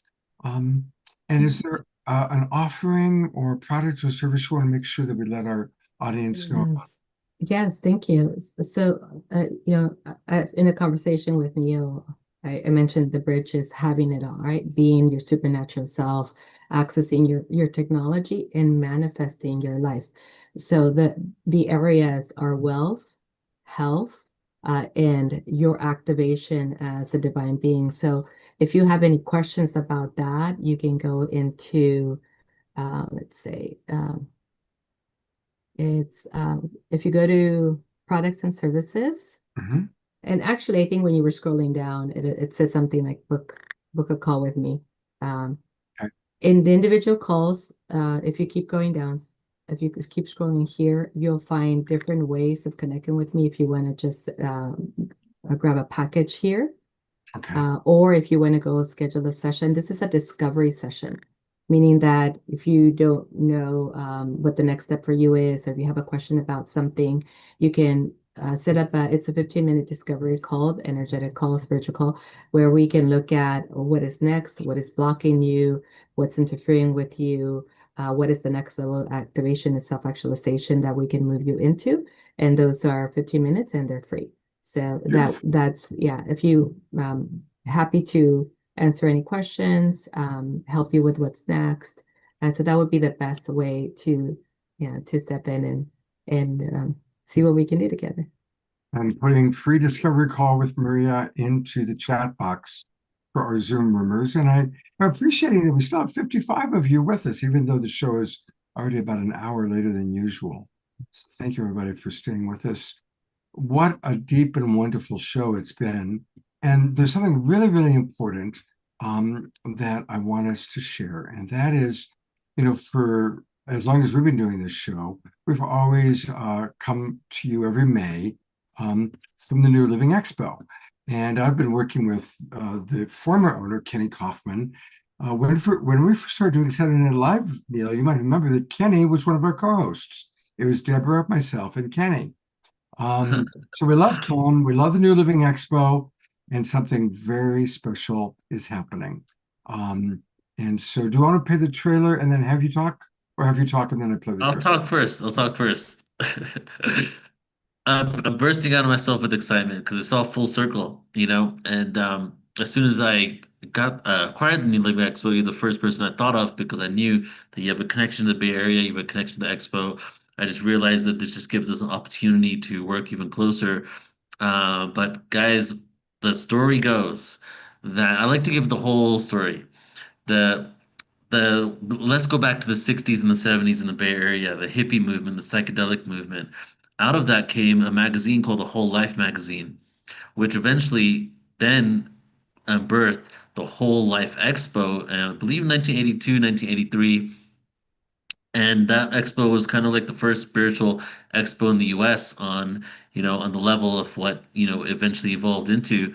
And Ken Kaufman, who became the owner of that expo, ended up shifting the name, selling that expo, but it never actually continued. So he shifted the name and recreated it, kind of birthed a new expo called the New Living Expo in 2001. And that expo has been going strong for 23 years. And when Portal to Ascension was just a twinkle in the eye many years ago, I would go around selling Tibet. So the story I gave in the beginning when I was traveling around, I didn't mention that I would have around 100 Tibetan bowls in my car that my cousin from India would be sending me. And so I would, like busking, but instead of busking like with music, I'll be busking with Tibetan bowls and sell them at random fairs. And so New Living Expo around 10 years ago, 10 to 7 years ago, was the place I would go to sell my Tibetan bowls. And it actually gave me the seed money to do everything I did for Portal to Ascension, that and Conscious Life. And I really felt a really good connection to Ken. So Ken, the past owner. So then I go to New Living Expo as a speaker back in May of this year. And I'm speaking there and walking out, and Deborah Giusti, who you guys probably know very well, I'm walking her to a car because she lives in Marin County. And then she goes to me, "Hey, did you know that Ken is selling the expo?" I'm like, "What? I want to buy it." And I was kind of joking at that moment. I really didn't really mean it like that. I was just like, "Wow, I wonder how much he's selling it for." And then I just gave Ken a call. We started having a conversation, going back and forth for a few months, and figured out all the details. And now Portal to Ascension has acquired and purchased the New Living Expo. And I'm just so beyond excited for this because we've continuously been evolving. Every year we expand. And I really love the history and the legacy of this expo and being able to take it into the future. I have a lot of ideas for collaboration and bringing other platforms and organizations together in order to really create something beautiful. I also am really much into technology and future technology. And so we are going to be literally blueprinting what the new dimension of Consciousness Expos is in regards to production, technology, the people, including a lot of people that have become sensations and huge over the last few years that haven't really spoke at conferences. So bringing in a lot of new energy and just moving it into this new world. And normally Ken has around 1,500 to 2,000 something people there. We're aiming for 3,000 people this year, 125 exhibitors, and we're gonna have over 90 speakers and probably around 111 speakers altogether. 8 rooms in San Rafael, California. It's going to be the biggest production we've ever done. I kid you not when I say I've been working 13 to 14 hours a day for the last 3 weeks, every single day on this expo. And I had like one day off. And I'm just so passionate, excited. We have a we have an epic team that's come together to do this. And we're all just putting in all of our love and energy. And the cool thing is that since I've done so many different types of events, a lot of what I've learned, it feel like it's been preparing me for this moment. And we spoke about contact today. I feel like in the next couple of years, everyone's going to know a lot, not alone in the universe. So being able to create epic gatherings in beautiful places where thousands of us can get together in order to enjoy community connection and have the same intention in creating a beautiful, harmonious world that works for everybody, not just the select few, is something that I've always been passionate about. So this expo is just like the next level of that. So excited for it. newlivingexpo.com. Please, please, please join us, guys. It's gonna be so incredibly fun. So I hope to see you there. And Scott, do you want to say something? And we play the trailer. Just, I'm delighted that it's continuing under your guidance. And let's take a look at the trailer. The world is changing faster than ever before, and within this evolution, a new consciousness is rising. At the New Living Expo, thousands gather to expand consciousness, explore new conscious technologies, ancient wisdom, and the future of human potential. Immerse yourself in 3 days of heart-expanding wisdom and mind-binding awareness, with over 90 speakers sharing tools to awaken your highest potential. 125 exhibitors, 3,000 attendees, awakened souls unite in one powerful weekend of learning, healing, and connection.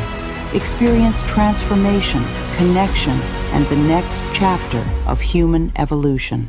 It is time for humanity to awaken. Join us at newlivingexpo.com. Okay, everybody, put it in your calendars, April 17th to the 19th. Yeah. And that's the time to be in Marin County. You're doing it, of course, in the same place as always, yeah? Yep, same place for now, yeah. In San Rafael. And, let's all plan on being there. And of course, we will do, we'll be talking about it every month. Neil's going to be with us, and Portal Ascension is going to be our partner every first Saturday of the month, at least until April, and hopefully beyond. And Neil, has been a really fun first show. Thank you, Nina Gray, is still with us. Oh my God. We're going to close out the show. We will do our after show afterglow. We're going to close out the show right now with our beloved Omashar singing to our 54 Zoom roomers and all those people watching us still on YouTube and Facebook.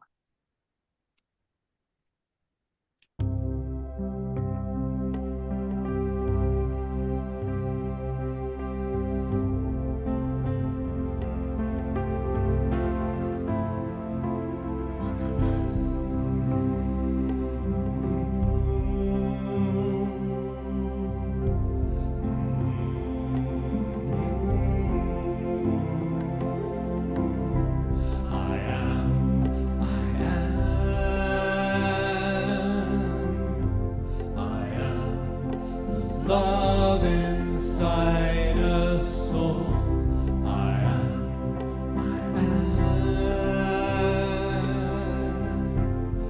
am the heart, I am the soul. It's in every one of us, the heart of us all. I am.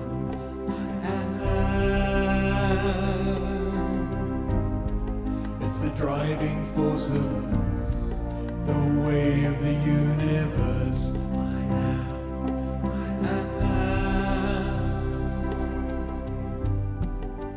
Radiant sunrise is why we're here.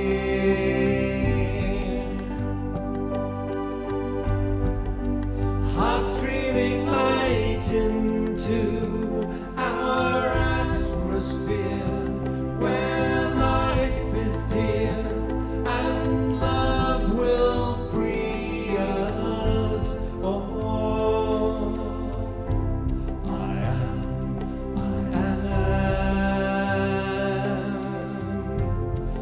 am the trees, I am the soil.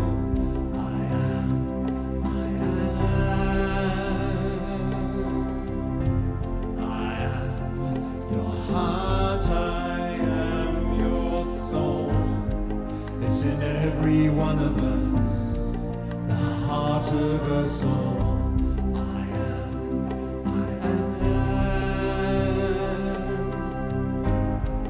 It's the driving force of us, the way of the universe. I am.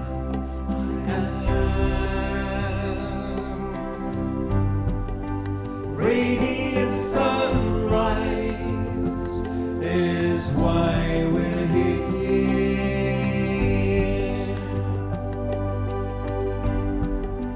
Heart streaming light into our atmosphere, where life is dear and love will free us all.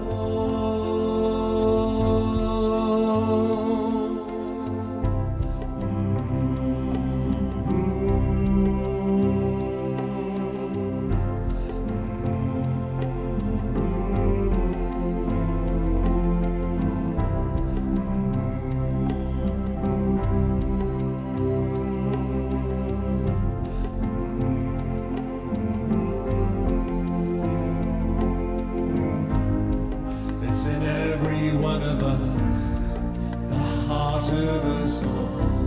I am.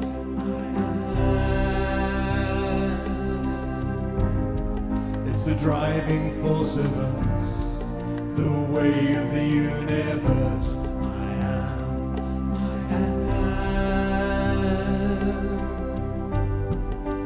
Radiant sunrise is why we're here.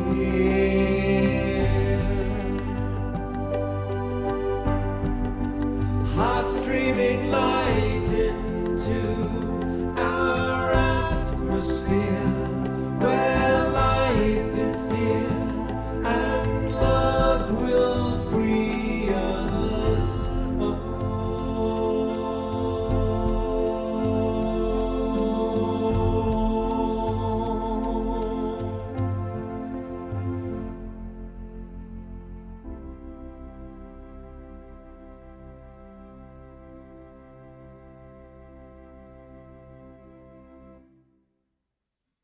What a beautiful, beautiful, soft, gentle way to conclude, or almost, we still have prayer time, but let's all give some good twinkles to our beloved Omashar. It was just so beautiful. And I love watching everybody still moving and dancing gently. So even at 9:30 Pacific time and a lot later for those of you in other parts of the country, thank you for being with us. I have a few important announcements to make. And the first is that we are going to have a very special event with Cornflower and Swami Beyondananda on Sunday, January 4th, 4 o'clock Pacific, 7 o'clock Eastern. I just put the registration link into the chat box, and I really hope you'll all be here for that. It's going to be a lot of fun. Talk about moving and grooving and dancing. There's nothing like cornflower music to get us moving. And of course, Swami, also known as Steve, is a very clever and funny fellow. So definitely plan on joining us for that. Also want to let you know about next week's shows. On Wednesday night, we've got an amazing lineup. We have 4 authors that we love. Adam Apollo, Carissa Sims from Humanities Team, Karina Angela, one of our favorites, and Jorge Luis Delgado is back. So we've got 4 wonderful authors that we love, all sharing with us their new books and their new offerings. And they're all really, really cool people. Also want to remind you that we partner with the Connection Field and the Coherence Cafe, Julie Kroll, Teresa Collins, and friends. And there's a free event coming up on Friday, December 12th. Once a month at 12 noon. They did 9/9, 10/10, 11/11. Well, now it's time for 12/12. And the events are beautiful that Julie puts together. Omashar was featured in one of them. And so definitely join us, Julie, and I'll be there Friday the 12th. That's at 12 noon Pacific time. It goes for about 90 minutes. So those are the announcements on my end. Again, definitely everybody go to Portal to Ascension and start, really checking out all the wonderful programs that Neil has done. And Neil, thank you so much. This is a great first of our new partnership together. So I'm really grateful for it. I'm going to officially stop the recording because... And Mary's still with us from Australia. Amazing. Thank you, Mary. Thank you. I'm going to turn over to Giara and Desiree for our closing time, where we do a little prayer and everybody's welcome to participate. I'm so full. This has been so beautiful. It really has. And I love the topic tonight. In my personal meditations, I've really been talking about authenticity, talking about, bringing in those ascension codes and just really expanding those. So thank you for all what we did today. All right. So let's bring in some prayer. Nice big breath in through the nose, out through the mouth. Ushakarate Sarakara so karata kasira karato Sarakete Sarakate Sarakarora Kareta Sareta Gara Surukara Kareta Serakareta Sirigaro Takara Sarakaratsa. Ushakarata Karakure Kete Sakarakure Sirakaragore Sirakete Sirigeta Kasuru Karakate Sarakatasa. Ashikaragata Surukurokata Sirakarato Surukutoreta Sirakarakara Sirakurokate Sirakarate Sirakaras. Ushakarata Sirakata Sirakarasarasa. Bringing in those activations, those things that we need right now for our mind, body, and soul. And increasing our ability to speak our truth, stepping into our true authenticity. And gratitude. So beautiful. And praying for all the children, the awakened ones, the ones awakening, children of all ages. Just so beautiful. And we can put our prayers in the chat and blessings to all those that we love that need the extra energy, the extra support. Boosting a prayer for something meaningful being accomplished at the peace talks between UKR and Russia. Karen, thank you for sharing the miracle, the full circle miracle. Prayers for the new baby, Geneva Ray. Prayers for our kind-hearted ranch.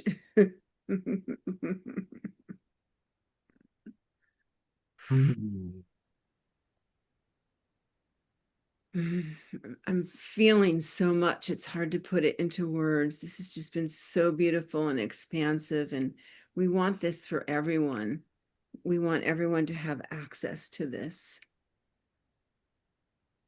Yeah, I can feel that expansion as well, that opening up of the heart, that joy, that happiness, and even that healing on the things that are unspoken today as well. Very beautiful.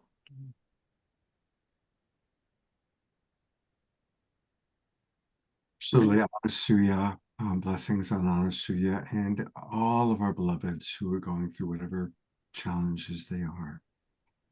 And blessings on all of our different communities, Portal to Ascension, Unity Earth, Soul Search, the Connection Field, the Global Peace Tribe, all these wonderful communities that are interacting and interchanging, providing us with so many options. And I think Scotty Satori is at every single one.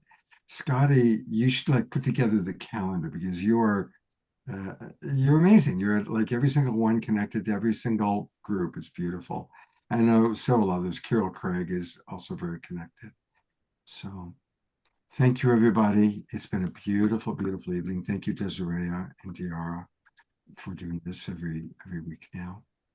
And wishing you a beautiful Sacred Sunday tomorrow.